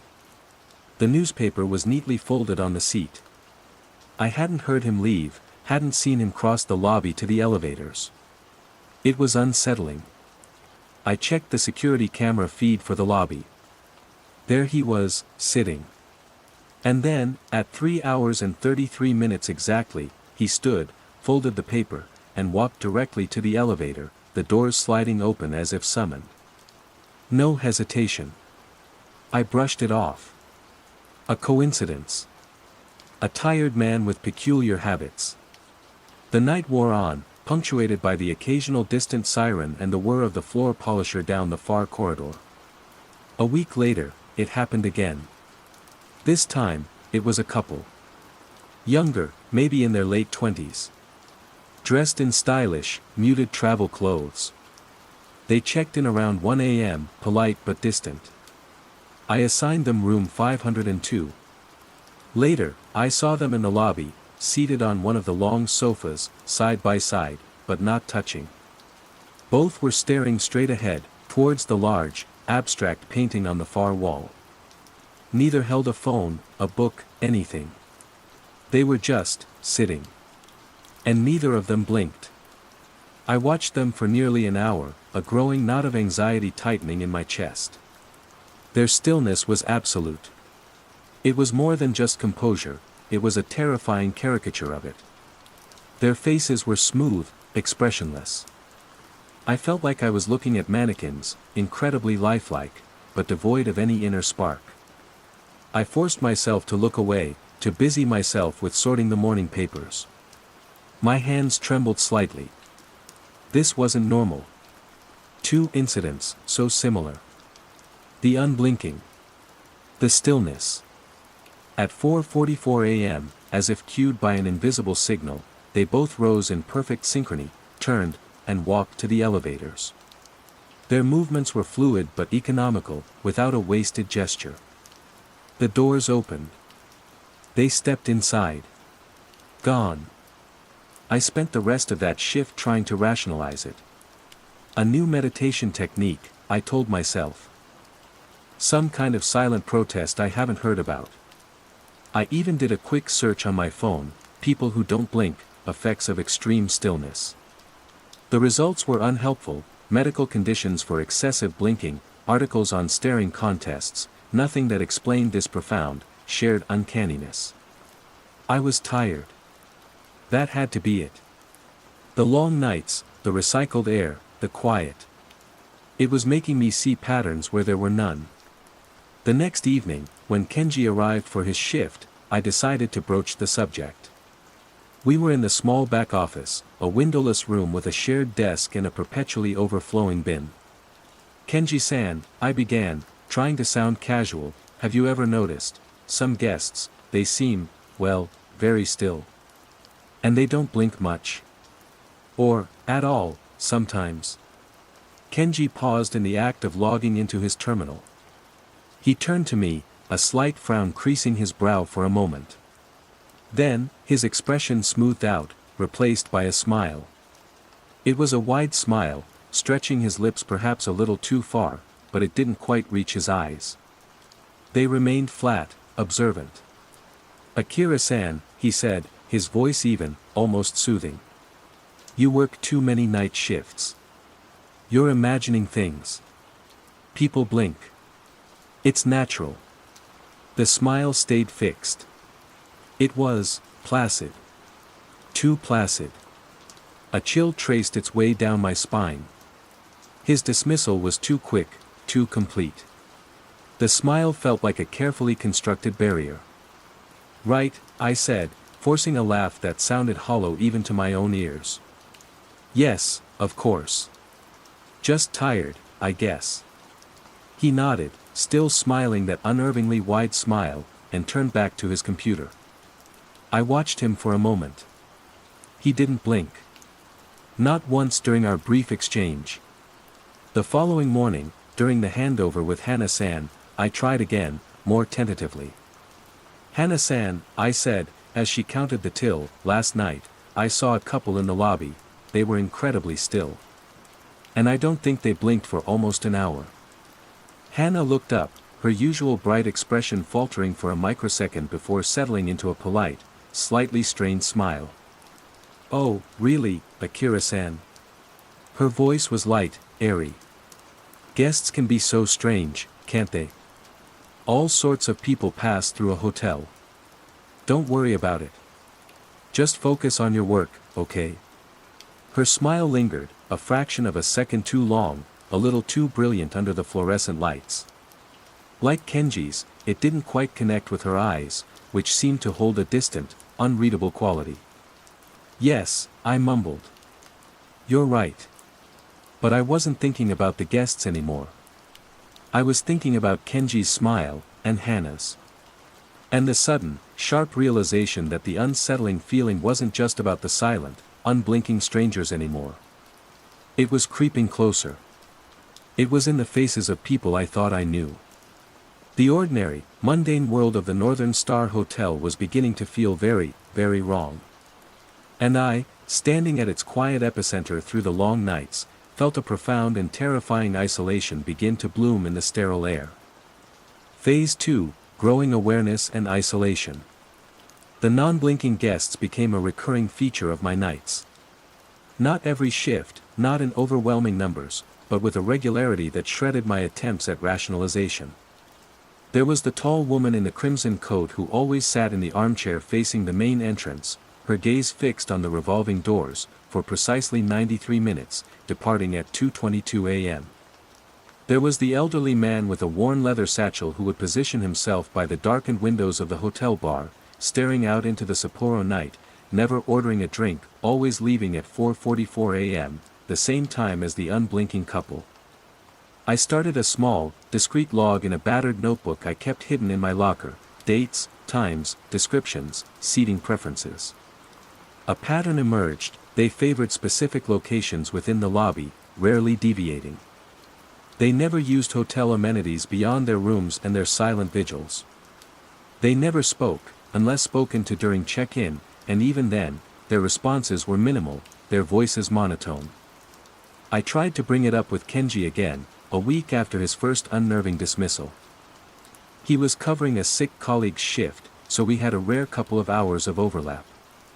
"Kenji," I said, my voice tight with a tension I couldn't conceal, "I saw 3 of them last night. In the lobby.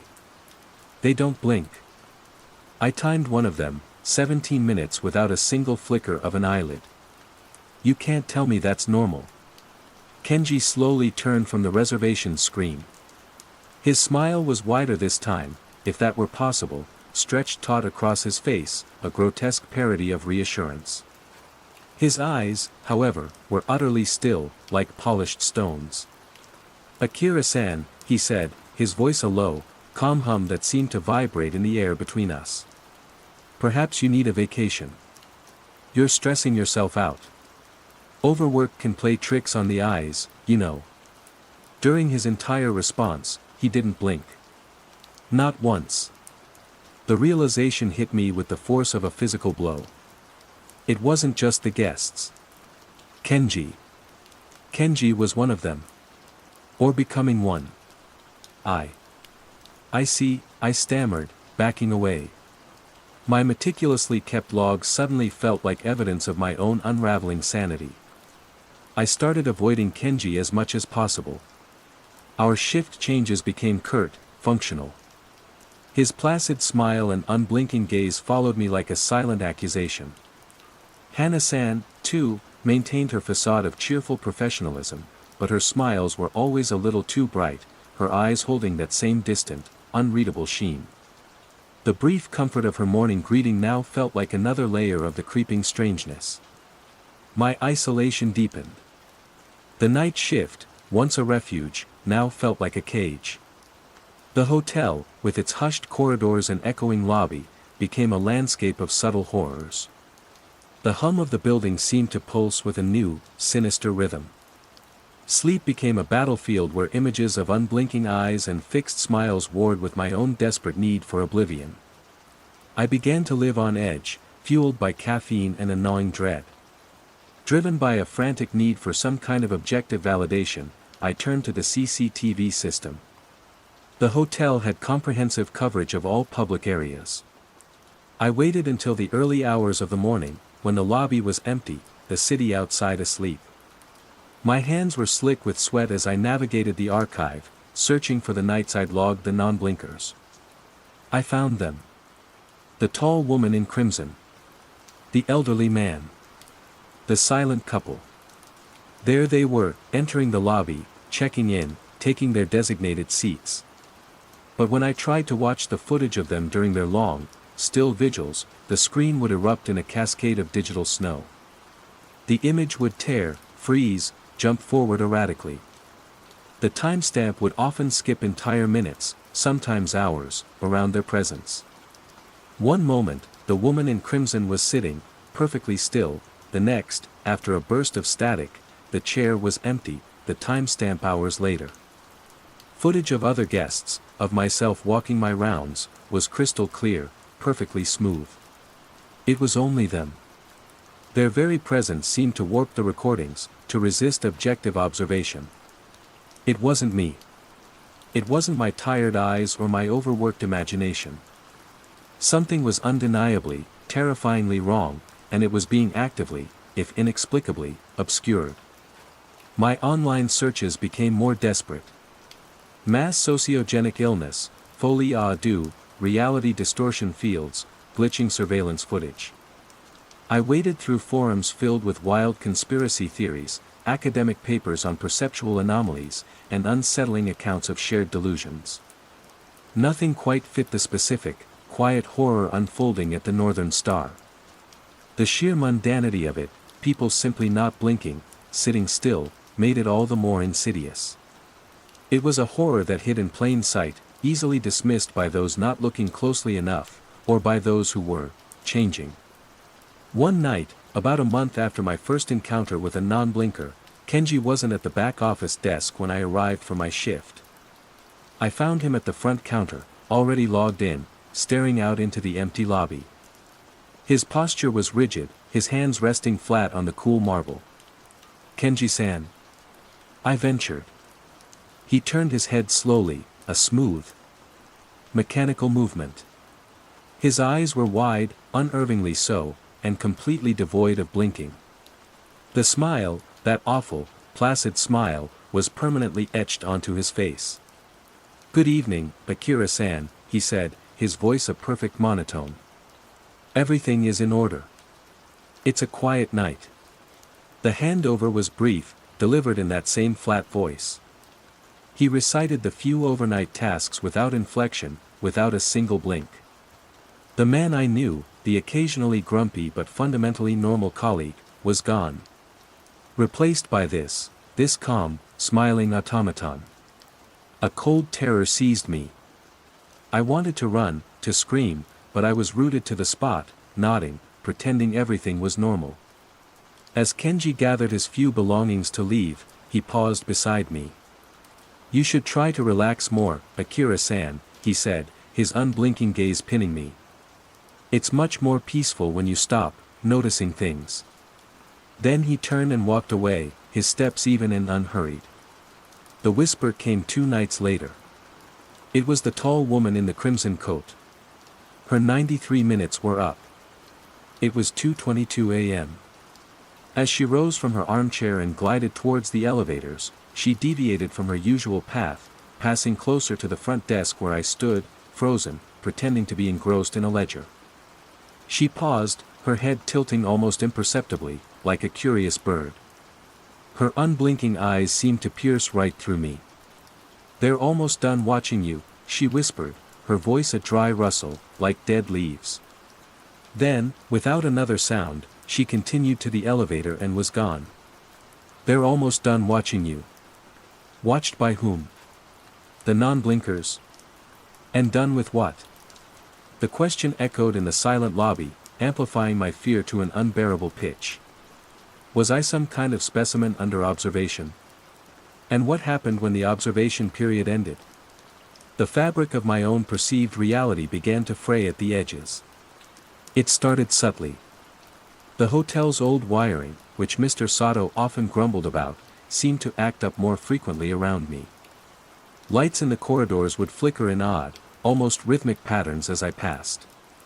Key cards for empty rooms would sometimes flash green, then red, as if confused by my presence. The PA system, usually silent at night, would occasionally emit a burst of static that sounded, for a fleeting moment, like a distorted word. Then came the mirrors. It happened first in the staff bathroom, a small, sterile space tucked away behind the back office. I was washing my hands, the cheap soap smelling faintly of disinfectant. I glanced up at my reflection in the cracked mirror above the sink.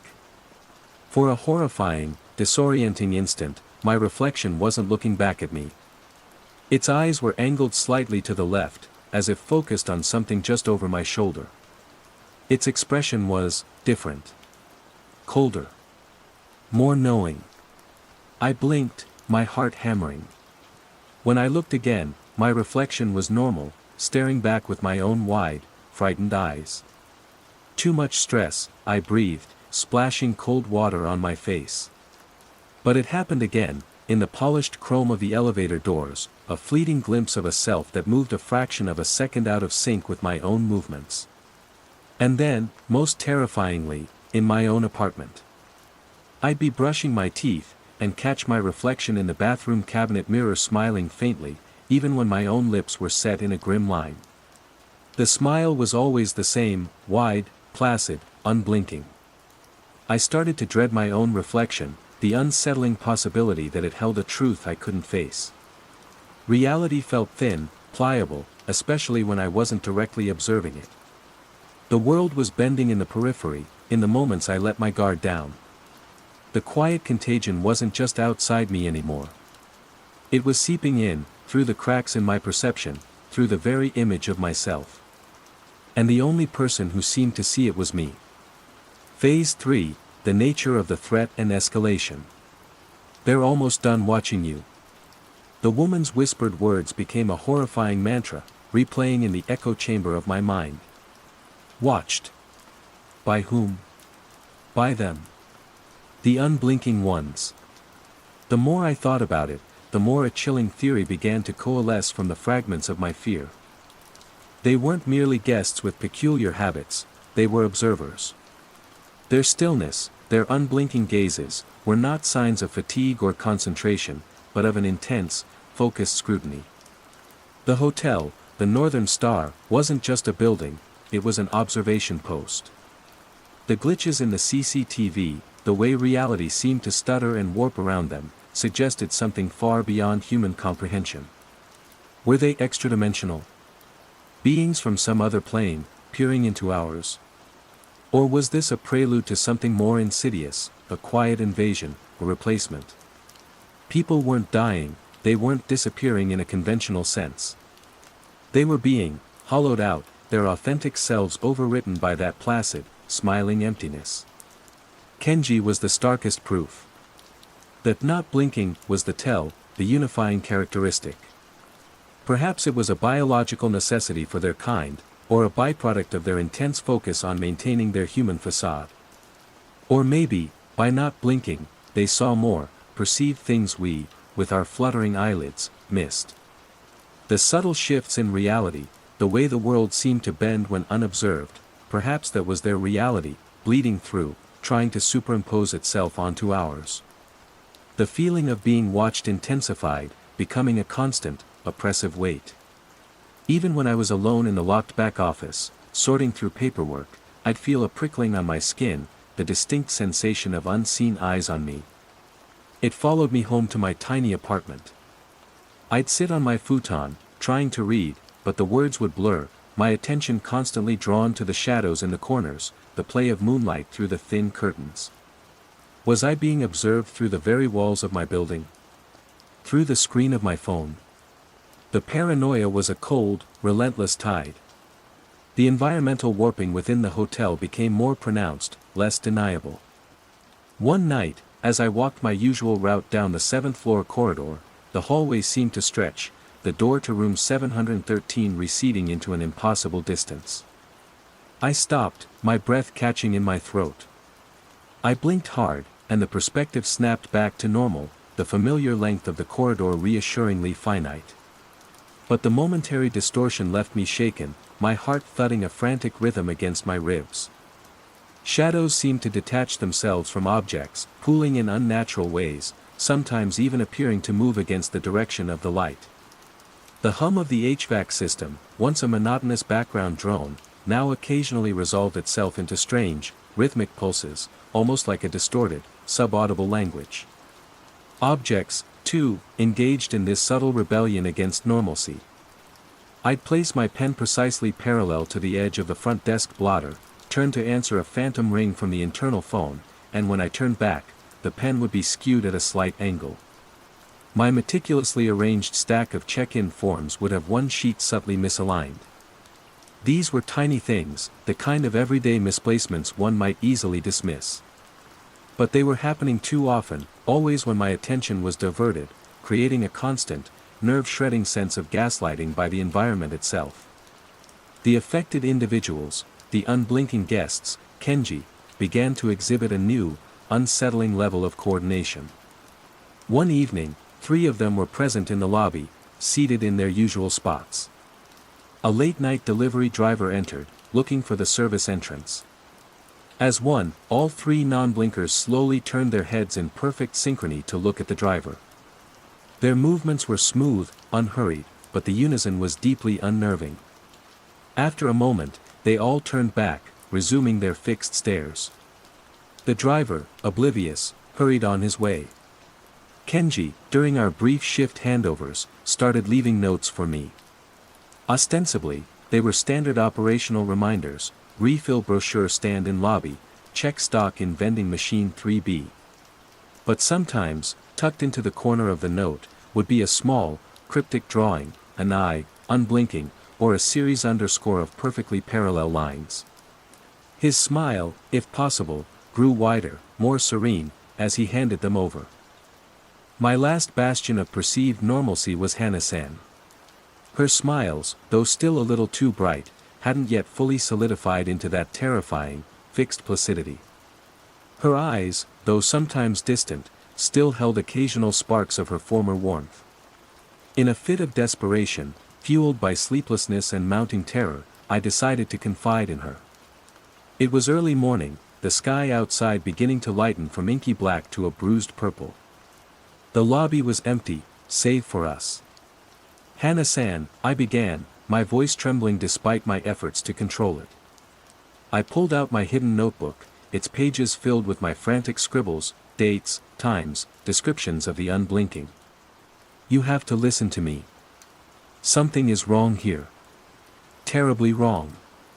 I spoke quickly, urgently, words tumbling out in a torrent, about the guests, their stillness, their unblinking stares, the impossible departure times. About Kenji, his transformation, his vacant smile.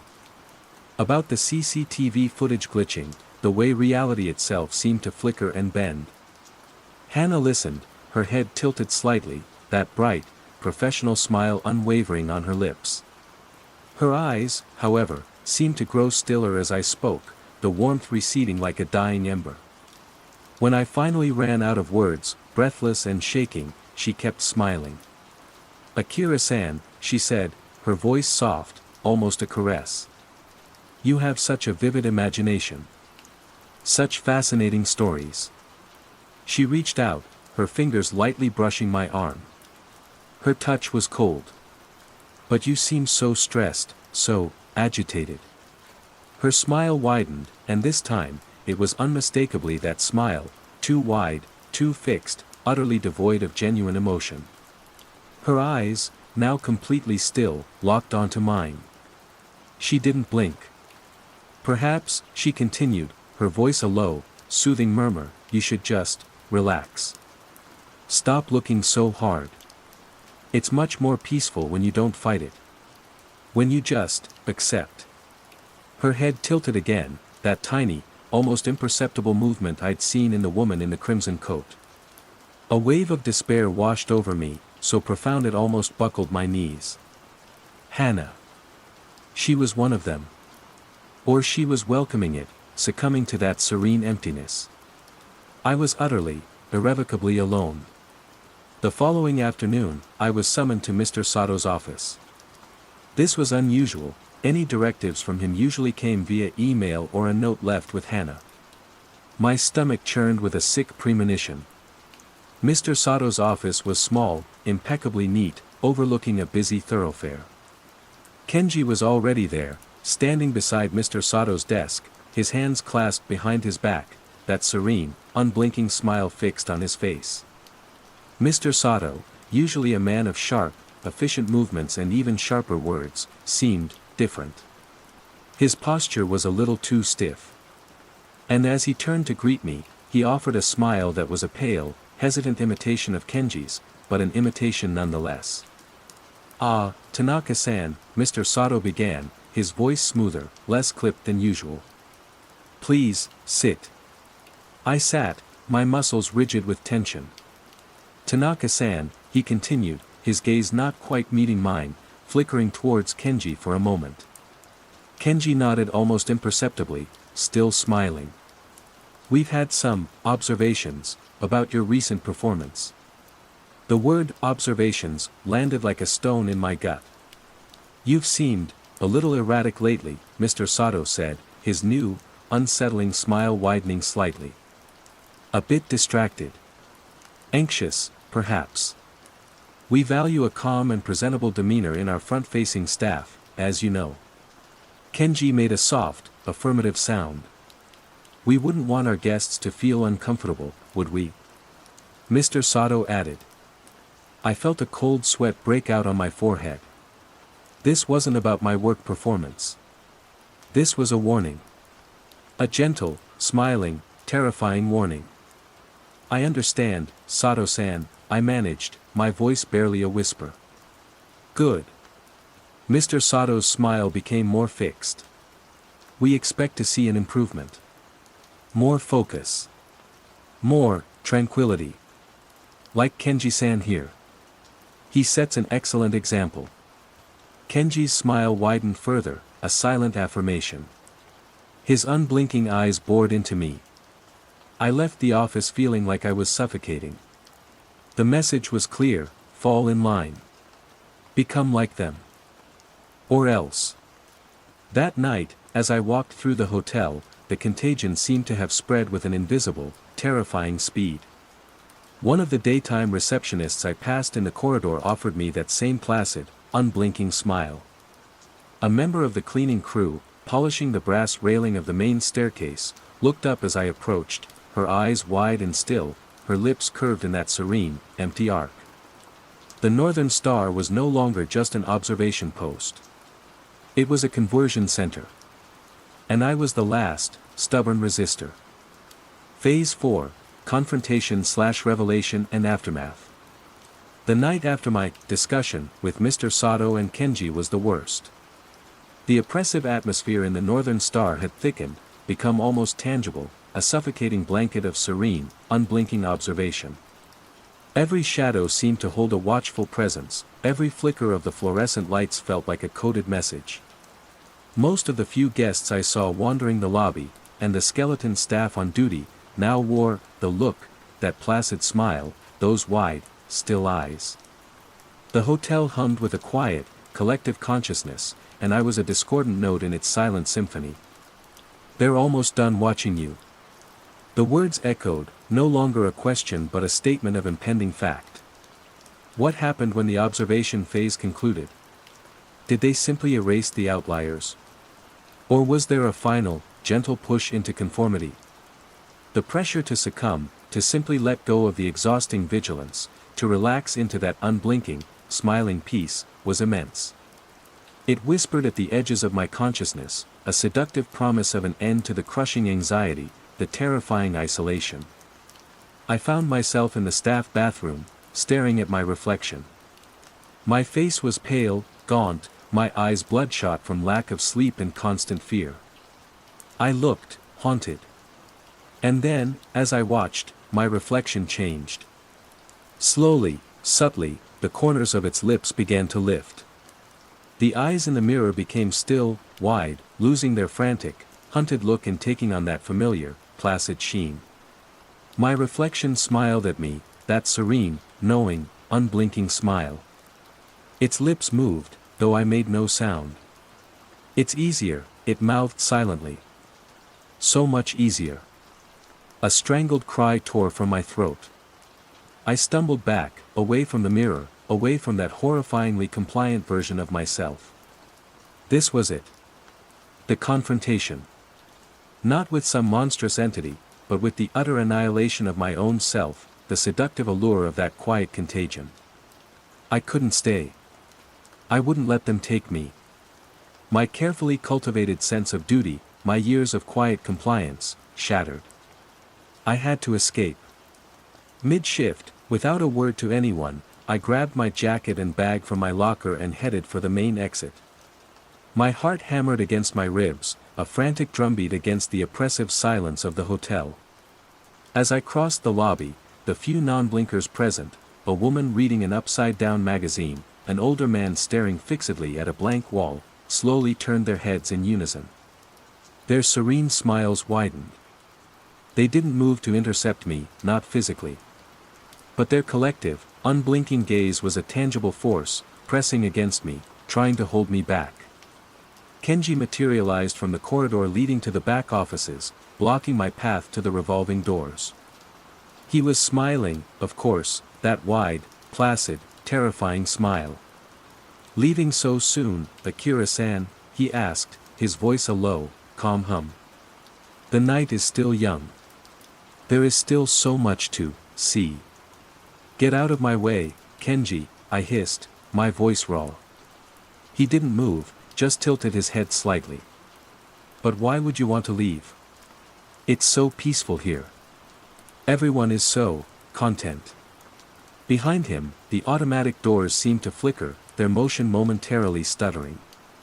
The lights in the lobby pulsed, dimming and brightening in a disorienting rhythm. The hum of the hotel rose in pitch, becoming a deafening, vibrating roar that seemed to shake the very foundations of the building. The exit, just a few meters away, suddenly looked impossibly distant, the space between us stretching, warping. I lunged, not at Kenji, but past him, shoving roughly against his unresisting shoulder. For a split second, as I brushed past, I caught his eyes. And in their depths, for an infinitesimal moment, I didn't see the reflection of the hotel lobby. I saw a star-dusted, alien vista, swirling nebulae of impossible colors, cold, distant galaxies. It was a glimpse into an abyss, vast and terrifyingly inhuman. Then it was gone, replaced by the familiar placid stillness. I burst through the revolving doors, gasping, into the cold, damp air of the Sapporo night. The sounds of the city, a distant siren, the rumble of a late-night tram, were a cacophony, blessedly normal after the crushing silence of the hotel. I ran, not looking back, expecting at any moment to feel a cold hand on my shoulder, to hear that calm, humming voice. When I finally dared to glance back, from a street corner several blocks away, the Northern Star Hotel stood silhouetted against the pre-dawn sky. For a moment, its hundreds of darkened windows didn't reflect the streetlights or the glow of the city. Instead, each window seemed to gleam with a faint, internal luminescence, like countless unblinking eyes, all staring out into the night. The entire building seemed to be a single, vast, observing entity, a silent beacon in the heart of the sleeping city. It wasn't just a host to the contagion, it was the contagion, an anchor point for something that had bled through from elsewhere. I stumbled back to my tiny apartment in Kitaku, my breath sawing in my lungs, my body trembling. I slammed the door, bolted it, leaned against it, panting. Safe. Was I truly safe? The feeling of being watched hadn't entirely dissipated. It clung to me like a shroud. I avoided looking at any reflective surfaces. I paced the small room, the events of the night replaying in a horrifying loop. Kenji's eyes. The hotel's windows. The whisper, "They're almost done watching you." Had my escape ruined their observation? Or was this part of it? Eventually, exhaustion overriding my fear, I stumbled towards the bathroom. I had to know. My hands shaking, I forced myself to look into the small, cheap mirror above the sink. My own face stared back. Pale, yes. Eyes wide with terror, yes. But they were my eyes. My expression. I blinked. My reflection blinked. A hysterical sob of relief escaped me. I was still me. I had escaped. I leaned closer, examining my reflection for any lingering trace of that serene emptiness. My reflection looked back, its expression mirroring my own relief. Then, slowly, deliberately, my reflection's eyes stopped blinking. The terror in them faded, replaced by a profound, unnerving calm. The corners of its lips, my lips in the mirror, began to lift, curving into that all-too-familiar, wide, placid smile. It held my gaze, its unblinking eyes filled with a serene, knowing light. It didn't speak. It didn't need to. I had escaped the Northern Star Hotel. But the quiet contagion, it seemed, had found a new home. Or perhaps, it had been there all along, waiting to be seen, waiting for the observation to be complete. The watchers were done with me. And now, I would watch too. Forever. Static bloom. Phase 1, the unsettling mundane. The bell above the door of petal and stem chimed, a bright, three-note melody I'd chosen myself. It usually sounded like a cheerful greeting, a little silver sparkle in the air. Today, it clanged, flat and tinny, like a dropped spoon. I winced, rubbing my temples. Probably just the lingering tendrils of last night's tension headache. Portland was drowning. Not literally, not yet anyway, though the sky outside was the color of a damp dish rag, and the rain hadn't stopped its dreary monologue for 3 days straight. My little shop on Hawthorne felt like a lifeboat, crammed with color and scent, a defiant stand against the gray. I, Jasper Thorne, was its captain, its curator of temporary beauty. Flowers were my language. My solace. My synesthesia, a mild quirk I'd had since childhood, usually made it a richer experience. Certain sounds bloomed into colors, specific textures hummed with implied notes.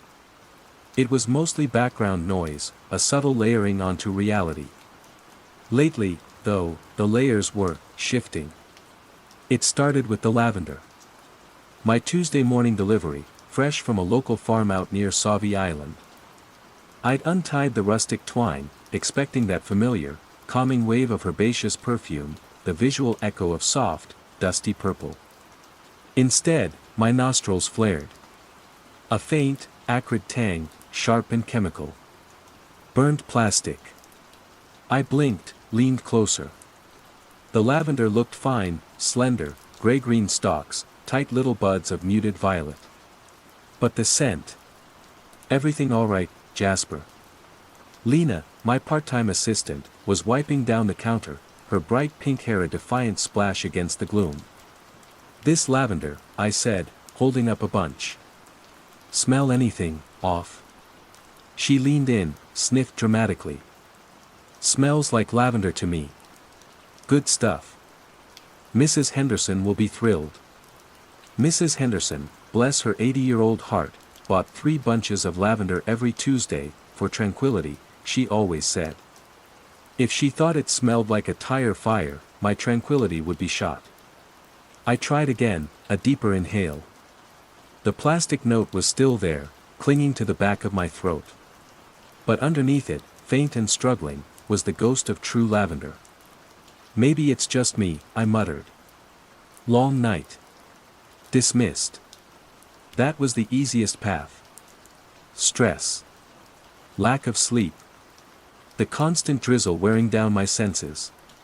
But then came the crimson velvets. My prize roses, usually a deep, rich red that, for me, resonated with a low cello note. When I unpacked them later that morning, they were louder. The red was too intense, a screaming, almost fluorescent hue that vibrated in my vision. And when I touched a petal, expecting its usual cool, velvety softness, I felt a distinct, faint thrumming against my fingertips. Not a sound I heard with my ears, but a tactile hum, like a distant, idling engine. Wow, those are vibrant, Lena commented, peering over my shoulder. Too vibrant? I asked, hopefully. She shrugged. Customers like bright. They'll fly off the shelves. She didn't seem to feel the hum. Throughout the day, the unsettling little sensory quirks continued. The usually delicate, sweet scent of the freesias had a metallic edge, like old pennies. The cheerful yellow daffodils seemed to pulse with a sickly, greenish light at the periphery of my vision. I kept blaming the shop's LED track lighting, the damp air, my own fatigue. I made a mental note to book an eye test. Mrs. Henderson arrived at precisely 2 p.m., her umbrella shedding a puddle by the door. Jasper, dear. My lavender, is it as lovely as ever?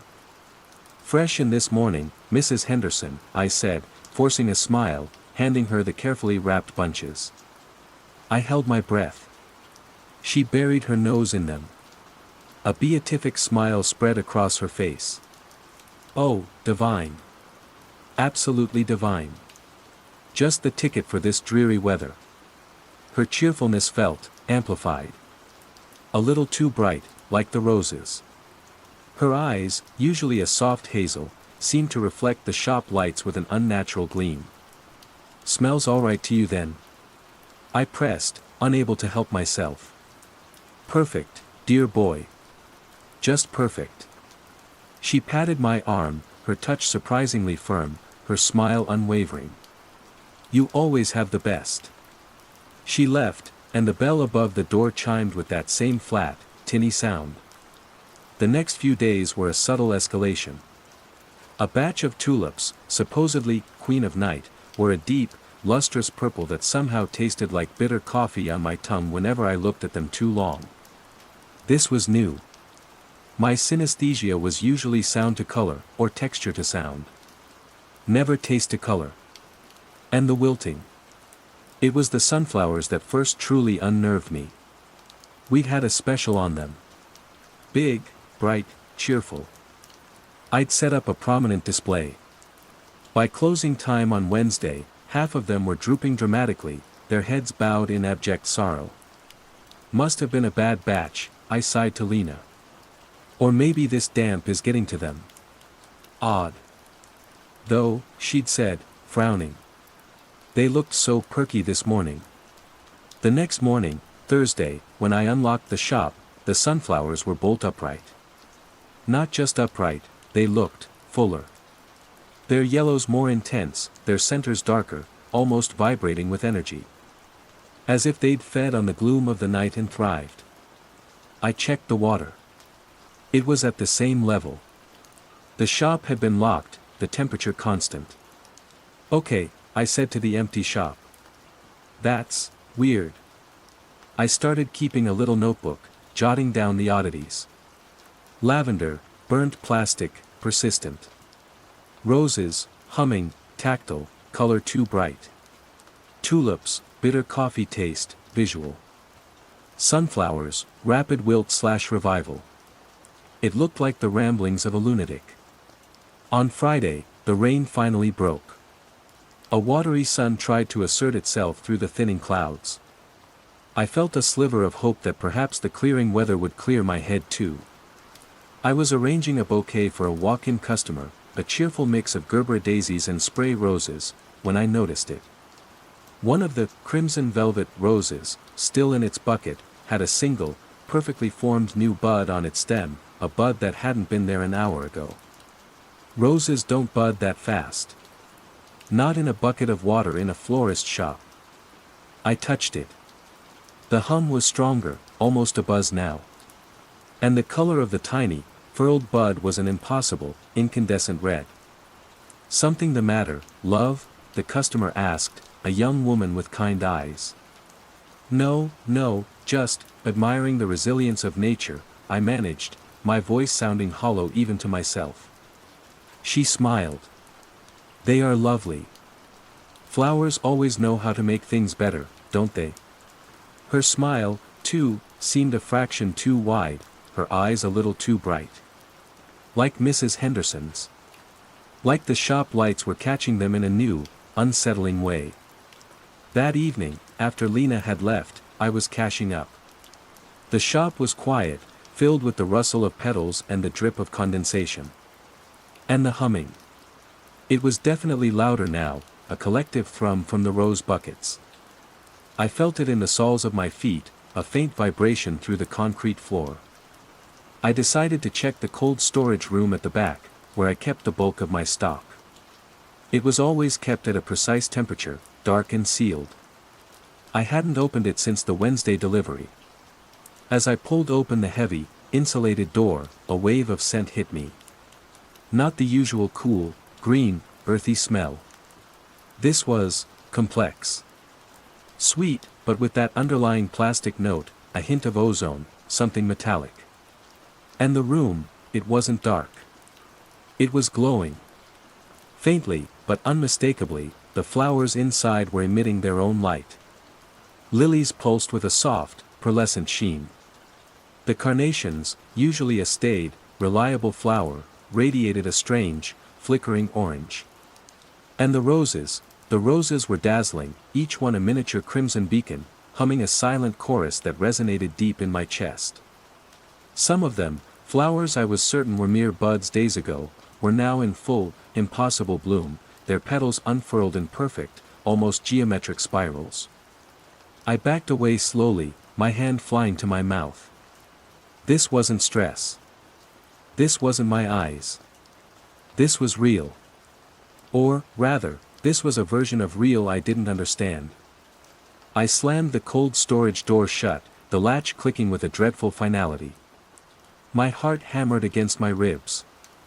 I leaned against the door, breathing heavily. The normal shop light seemed dim and yellow in comparison to the impossible luminescence I'd just witnessed. My gaze fell on the main counter. And there it was. A bouquet. Small, elegant, composed of flowers I didn't recognize, blooms the color of bruises, with petals like black velvet, interspersed with silvery, fern-like foliage that seemed to drink the light. It was expertly arranged. And it was wrapped not in my shop's branded cellophane, but in a sheet of newspaper, folded neatly at the base. I hadn't made it. Lena hadn't made it. No customer had left it. It had simply appeared. With trembling hands, I picked it up. The flowers felt strangely cool, almost cold, and they didn't hum. They were utterly silent, absorbing all sound, it seemed. The newspaper was crisp, unfamiliar. I unfolded it carefully. The masthead read, "The Portland Bloom." I'd never heard of it. We had the Oregonian, the Mercury, a few smaller weeklies. Not the Portland Bloom. The date at the top was today's date. I scanned the headlines. Aerial Garden Network Phase 1 complete, Mayor praises floral integration. Rose Festival preparations underway, this year's theme, symbiotic growth. Citizens report increased neighborhood cohesion following community planting drives. None of it made sense. Portland didn't have an aerial garden network. The Rose Festival theme hadn't been announced yet, and it certainly wasn't symbiotic growth. I flipped through the pages. Local news, classifieds, even a weather report, continued mild temperatures with intermittent nutrient showers expected. It looked and felt like a real newspaper, but its contents were from a city I didn't recognize, a Portland that was subtly, fundamentally different. My headache was back, a tight band around my skull. The bell above the door, when I finally locked up and stumbled out into the persistent drizzle, sounded like a funeral toll. The ordinary streetlights of Hawthorne cast long, wavering reflections on the wet pavement, and for a moment, just a fleeting, terrifying moment, they seemed to flicker in a complex, rhythmic pattern, like a code I couldn't decipher. Phase 2, Growing Awareness and Isolation. The following week was a descent into a private, quiet madness. The impossible newspaper, the Portland Bloom, became a recurring motif. I'd find a new copy every other day, sometimes tucked amongst the deliveries, once ominously placed on my stool in the back room, folded neatly beside my half-eaten sandwich. Each issue detailed further civic improvements in its subtly altered Portland, harmonic resonance grids activated in city parks to promote well-being, new bioluminescent pavement trials begin downtown. The articles were written in that same blandly optimistic, bureaucratic tone. I tried to show the first one to Lena. "Look at this," I'd said, my voice tight with a desperation I tried to conceal. "Have you ever seen this paper before? The Portland Bloom?" She'd taken it, glanced at the masthead, then at the lead story about the aerial garden network. Her brow furrowed for a split second, a flicker of something unreadable in her eyes, then smoothed out. "Oh, yeah, the Bloom," she said, her voice perfectly casual, almost breezy. "They drop it off sometimes. Bit niche, isn't it? All that city planning stuff. She handed it back, already turning her attention to a bucket of wilting tulips. But, Lena, this stuff isn't real. There's no aerial garden network. Isn't there? She looked mildly surprised, then gave a little laugh, that same slightly too bright, mechanical cheer I was starting to dread. Honestly, Jasper, I don't really keep up. As long as the buses run on time, right? She then launched into a story about a problem with her bike, deflecting so smoothly I was left holding the alien newspaper, feeling like a conspiracy nut. My isolation deepened.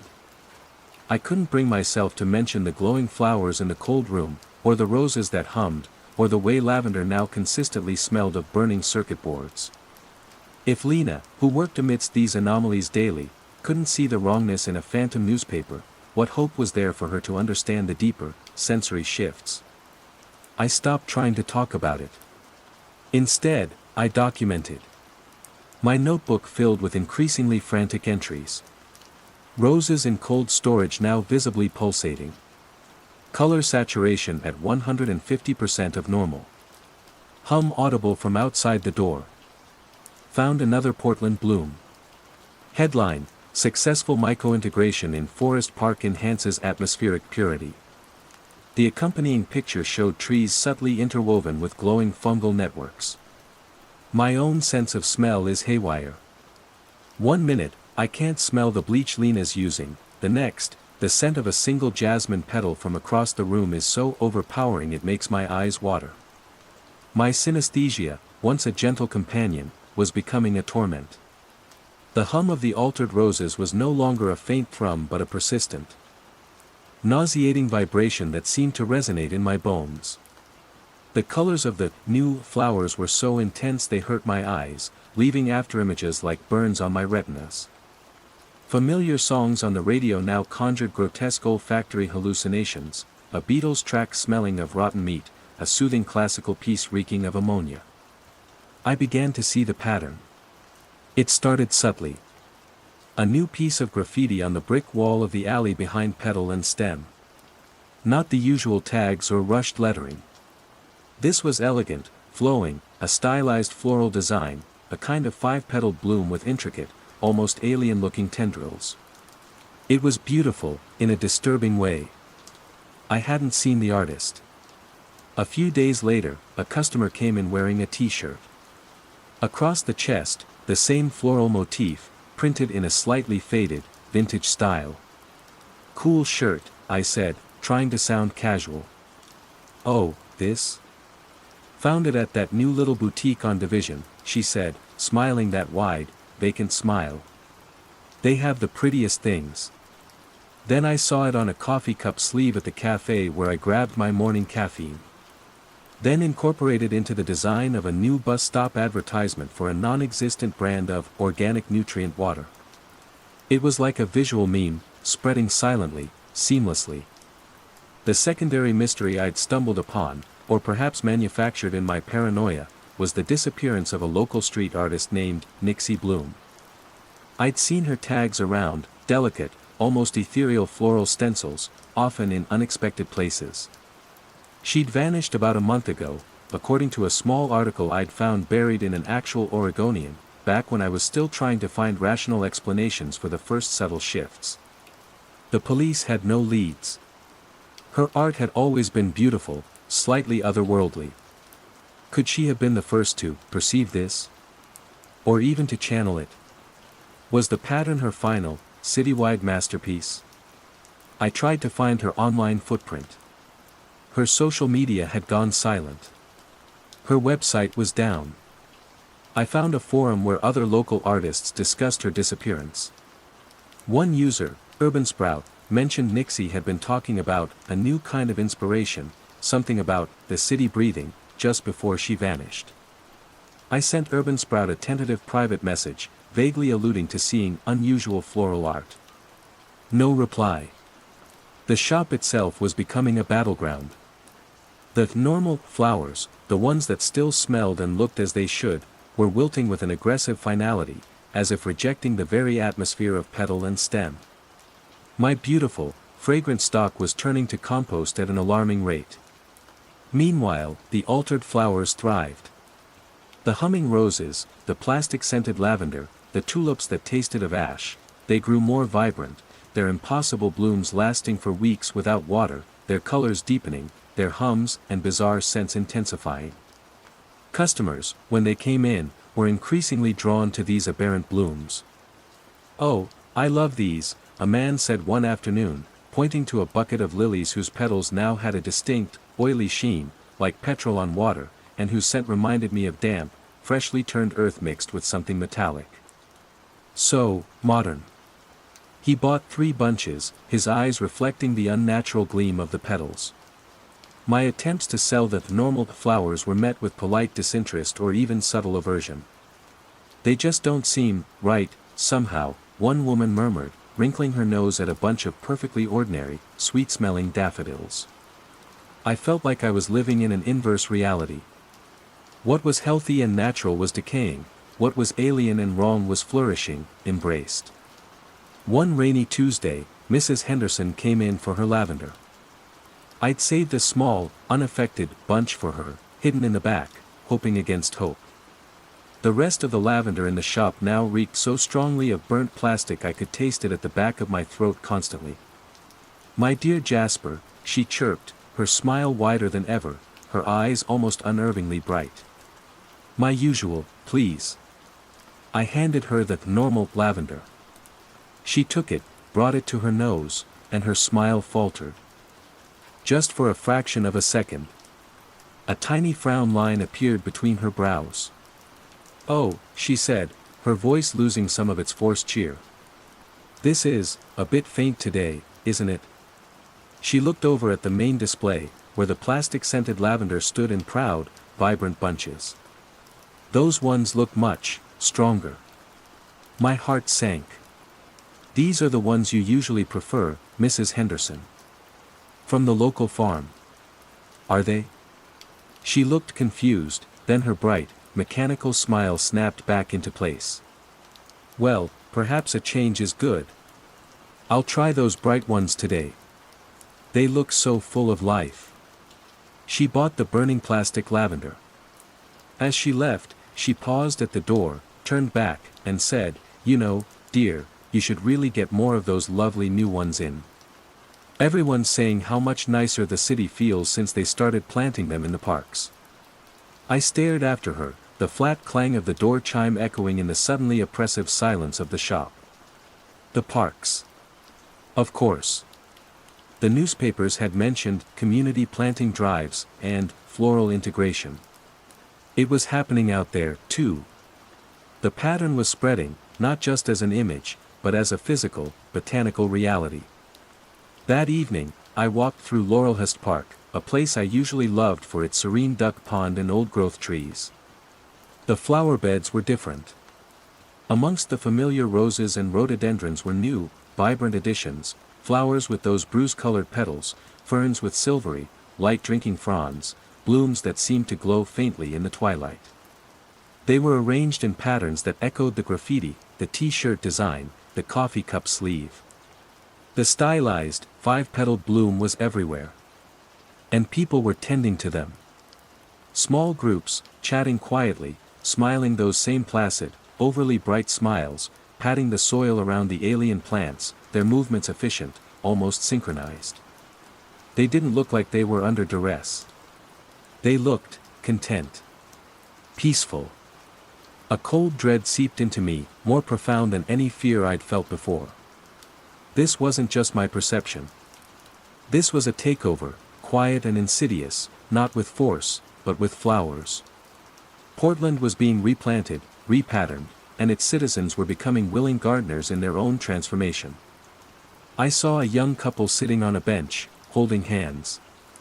The woman was wearing a scarf, and woven into its fabric was the pattern. The man had a faint, bruise-like mark on his cheek, a discoloration that, if I squinted, resolved itself into the same floral motif. My breath hitched.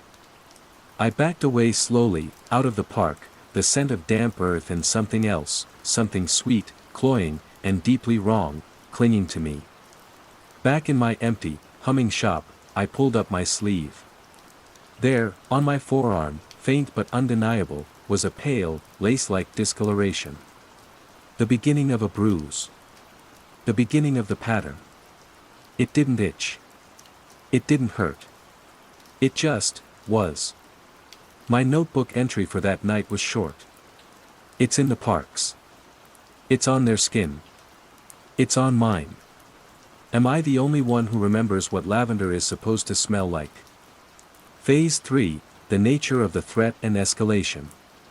The pattern on my arm deepened from a faint blush to a delicate, bruised purple tracery, like a ghostly tattoo of the alien five-petaled bloom. It didn't hurt, but its presence was a constant, chilling reminder.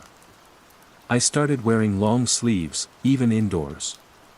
The idea of Lena or a customer seeing it, and either not reacting or, worse, complimenting it with that vacant cheer, was unbearable. My research into Nixie Bloom, the missing street artist, became an obsession. If anyone had understood the genesis of this floral contagion, it was her. Her online alias, Nixie Bloom, felt like a taunt now. I scoured old art blogs, cached forum pages, anything that might offer a clue. I found a grainy photo of her at an art fair, standing beside a canvas. The painting was abstract, but in the swirling colors, I could almost discern the nascent form of the pattern. She'd been working with it, or it had been working through her, long before it surfaced in my shop. One evening, sifting through the digital detritus of Nixie's online presence, I found a reference to an old, disused greenhouse complex on the city's industrial fringe, the Bridgeton Conservatories. A blog post from years ago mentioned Nixie had done a guerrilla art installation there. A long shot, but it was all I had. The next day, a Sunday, I closed the shop early, leaving a note for Lena saying I was feeling unwell, which wasn't far from the truth. The constant sensory assault was taking its toll. The drive to Bridgeton was unsettling. The floral pattern was more prevalent now, not just in subtle ways. Billboards displayed ads for products I'd only seen in the Portland Bloom, their logos incorporating the motif. Public buses were painted in new, strangely organic color schemes, with the five-petaled blooms subtly integrated into their livery. The radio played music that sounded off. Familiar melodies were subtly distorted, infused with strange harmonies and rhythms that made my teeth ache. The DJs spoke with that same uninflected, placid enthusiasm as my customers. The Bridgeton Conservatories were a relic, a skeletal framework of rusted iron and shattered glass, mostly consumed by ivy and blackberry brambles. It felt like trespassing into a forgotten world. Most of the structures were collapsed or dangerously unstable. But one, set back from the others, seemed more intact, its glass surprisingly less broken, almost as if it had been maintained. A faint hum emanated from it, a deeper, more resonant version of the thrum I felt from the roses in my shop. And a scent, the complex, indescribable perfume of the impossible flowers, magnified 100-fold, plastic, ozone, damp earth, metal, and something else, something ancient and unknowable. Pushing through a screen of overgrown rhododendrons, whose flowers, I noted with a sick lurch, were already showing the first signs of the alien patterning, I found a small, unlocked side door. Inside, the air was thick, warm, and vibrating. The light was dim, filtered through grimy, moss-streaked glass, but it was enough to see. The greenhouse was a riot of impossible flora. Towering, bruise-colored lilies with petals like sculpted obsidian. Ferns that glowed with an internal, silvery light, their fronds tracing complex, calligraphic shapes in the air. Flowers that looked like they were woven from spun glass, emitting faint, chiming sounds. And everywhere, the pattern, expressed in 1,000 variations of color, texture, and form. It was a perverse paradise, a botanical testament to a world remade. And in the center, where a grand fountain might once have stood, was the source. It wasn't a single plant, but a colossal, interconnected mass of them, a living sculpture of alien botany. At its heart pulsed a bloom larger than any I had ever imagined, its petals the color of a twilight sky, unfurling and refurling in a slow, hypnotic rhythm. It glowed with a soft, internal luminescence, and the hum resonated from it with palpable force, shaking the very foundations of the old greenhouse. This was the mother bloom, the nexus. Its tendrils, like living cables, spread outwards, connecting to all the other plants in the greenhouse, and, I suspected, far beyond. Scattered around its base, like offerings, were dozens of copies of the Portland bloom, their pages ruffled by the subtle currents of air stirred by the mother bloom's slow pulsations. They weren't just newspapers, they were seeds, carriers of this altered reality, printed on demand by some unseen mechanism, perhaps even by the bloom itself. This wasn't malice. It wasn't an invasion in the traditional sense. It was propagation. A new ecosystem overlaying the old, one whose sensory inputs were subtly rewriting human perception, repatterning minds to accept, even welcome, the change. The mechanical cheer, the placid acceptance, it was the hallmark of successful integration. They weren't pretending, they genuinely perceived this new reality as harmonious and good. I felt a strange calmness descend, the eye of my personal storm. Here was the source. Here was the explanation, as much as I was likely to get. Nixie Bloom must have found this place, or perhaps even cultivated the initial seed of it, becoming its first apostle, her art its first vector. Had she succumbed? Or had she become part of it, willingly? There was no sign of her. The stakes were no longer just about my sanity or my little flower shop. It was the city, perhaps the world. How far had this quiet contagion spread? A sound behind me made me jump. A young man stood in the doorway, silhouetted against the gray light. He was slight, with paint-stained jeans and kind eyes, eyes that held a familiar, unnerving brightness. He was holding a small, freshly printed copy of the Portland bloom. "Beautiful, isn't it?" he said, his voice soft, melodious. He gestured towards the mother bloom. "She's really coming into her own." It was Urban Sprout, the forum user I'd messaged. He hadn't replied because he was already here, already part of it. You know about this?" I stammered. "We all do, eventually," he said, stepping further into the greenhouse. Nixie found the first seed. It was just waiting. She helped it understand how to communicate, how to bloom in a way people could accept. The pattern is its language. He smiled, that placid, knowing smile. It just wants to share its beauty, to make things better. More harmonious. He came closer. I could see the faint, iridescent sheen of the pattern on his neck, like mother of pearl. "It's not so bad, Jasper. It's just different. The old world was so noisy, so chaotic. This is serene." His calm was more terrifying than any overt threat. My temporary ally, the one I'd hoped might understand, was a disciple. "But the smells, the colors, they're wrong," I insisted, my voice cracking. "Lavender doesn't smell like burning plastic." He tilted his head, a flicker of something like pity in his eyes. "Doesn't it? I find it rather invigorating. A clean scent. Like progress." He held out the newspaper to me. Today's edition. The City Council just approved the final phase of the sensory harmonization project.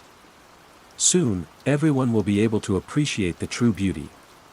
My shop felt a million miles away. My small anxieties about wilting flowers and off-key door chimes seemed laughably insignificant. The humming from the mother bloom intensified, and for a moment, the plastic ozone earth scent was so overwhelming I felt dizzy. The pattern on my arm throbbed in sympathy. I looked at Urban Sprout, at his serene, empty eyes. He wasn't an enemy. He was lost. Or perhaps, from his perspective, he was found. I have to go," I said, backing away. He didn't try to stop me. He just smiled.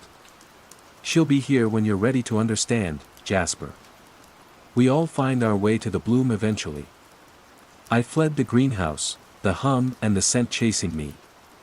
As I burst back out into the gray afternoon, the ordinary sounds of the distant city, traffic, a distant siren, felt alien and harsh after the thrumming sanctuary of the bloom.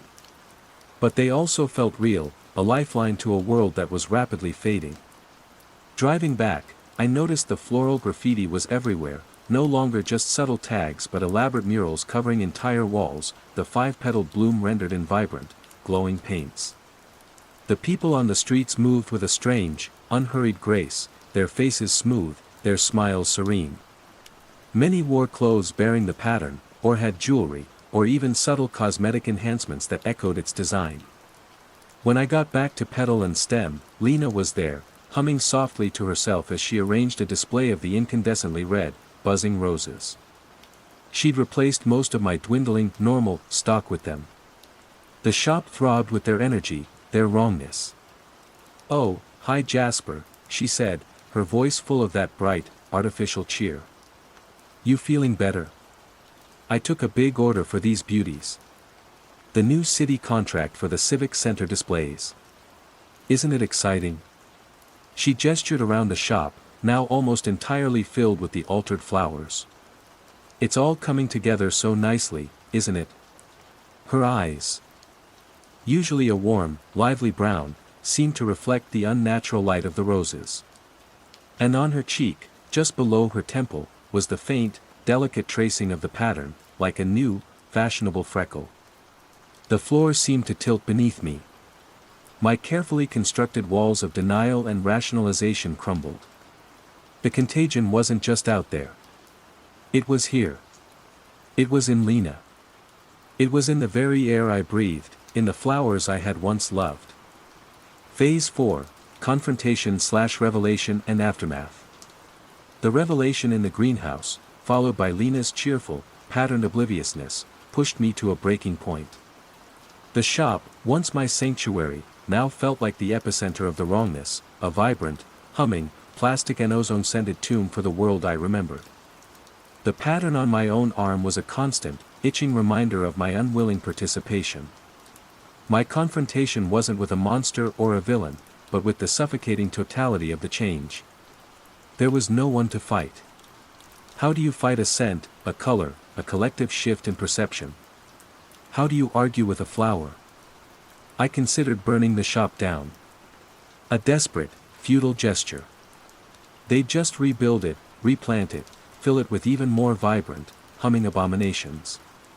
The bloom wasn't dependent on petal and stem was merely one of its early, fertile grounds. I thought of fleeing Portland. But Urban Sprout's words echoed, "She'll be here when you're ready."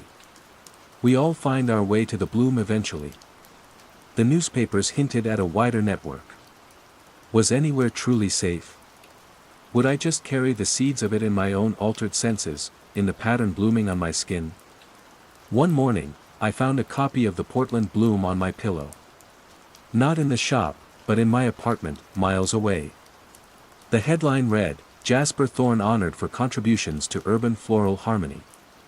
There was a picture, not of me, but of my shop, looking pristine, overflowing with the alien flowers, a small, discreet plaque by the door bearing the five-petaled motif.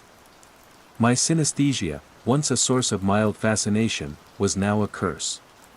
It allowed me to perceive the dissonance, the layers of wrongness, more acutely than others. I could still, faintly, remember the true scent of lavender, the authentic color of a rose.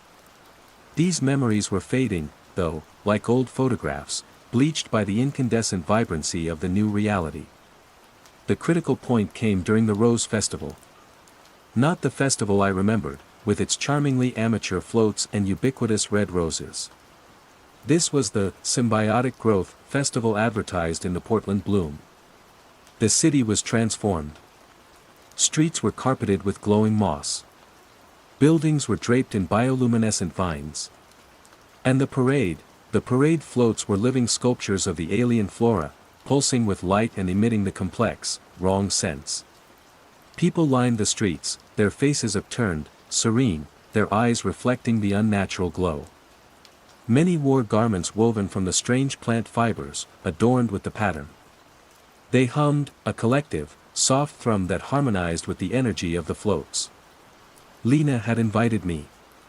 "It's going to be amazing, Jasper." You have to see how beautiful everything is.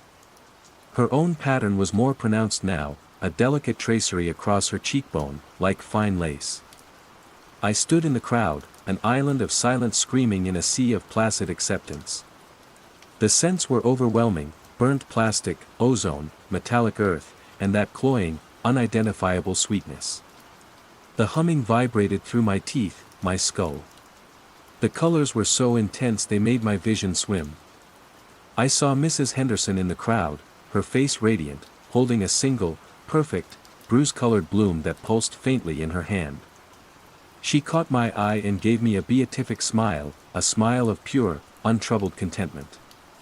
That was my confrontation. The horrifying realization that there was nothing left to fight. The world had been quietly, beautifully, irrevocably overridden. And I was the ghost, haunting the new, vibrant reality. The true scale of the contagion was hinted at in the final edition of the Portland Bloom I allowed myself to read. It spoke of sister blooms awakening in other cities, of global harmonic resonance. The origin remained a mystery, extradimensional, alien, a terrestrial mutation of unimaginable power. It didn't matter. It simply was. My escape, if it could be called that, was internal. I couldn't destroy the bloom. I couldn't flee it. I couldn't wake anyone up. So, I adapted, in my own broken way. I closed petal and stem. The official reason, circulated in the new, Bloom Integrated City News Network, was that I was retiring to focus on private horticultural consultations, furthering the city's aesthetic harmony. Lena took over the shop, transforming it fully into a shrine of the new botany. She seemed happy. I retreated to my small apartment. I stopped fighting the sensory input. I let the plastic lavender smell like plastic, the humming roses hum. I let the pattern on my arm remain, a visible mark of my difference. It no longer itched. It was just part of me. My synesthesia became my strange, solitary companion. It allowed me to see both layers, the vibrant, humming, meticulously patterned world the bloom had created, and, like a fading watermark beneath it, the ghost of the world that was. I could still, sometimes, catch the faintest whiff of real rain, the memory of a true rose scent, the echo of an unaltered birdsong. These moments were precious, painful. I walk through the transformed Portland now. The city is undeniably beautiful, in its alien way. The architecture has softened, blended with the ever-present, glowing flora. People are calm, their movements graceful, their smiles perpetual. They tend their impossible gardens, their lives interwoven with the bloom's rhythms. The air is thick with the scent of progress, of ozone and metallic earth, and the constant, city-wide hum is a lullaby. Sometimes, I see urban sprout, or others I recognize from the greenhouse, tending to public floral installations. They nod to me, a serene acknowledgement. They know I see. They know I remember. Perhaps, in their placid world, I am a curiosity, a relic. I am the only one who flinches when a child picks a perfectly formed, incandescently red rose and comments on its lovely, clean, burning plastic scent. I am the only one whose heart aches with a phantom fragrance when I pass a lavender bush that glows with an inner violet light. The pattern on my arm is vivid now, a permanent, intricate bloom. I don't know if I've succumbed, or if I've found a strange, isolated pocket of resistance within my own mind. Perhaps there's no difference. I exist within the static bloom, a silent witness to a world that changed its tune, and left me behind, the only one still hearing the original, discordant melody. The quiet contagion won, not by force, but by beauty, and the hum of a rose at midnight.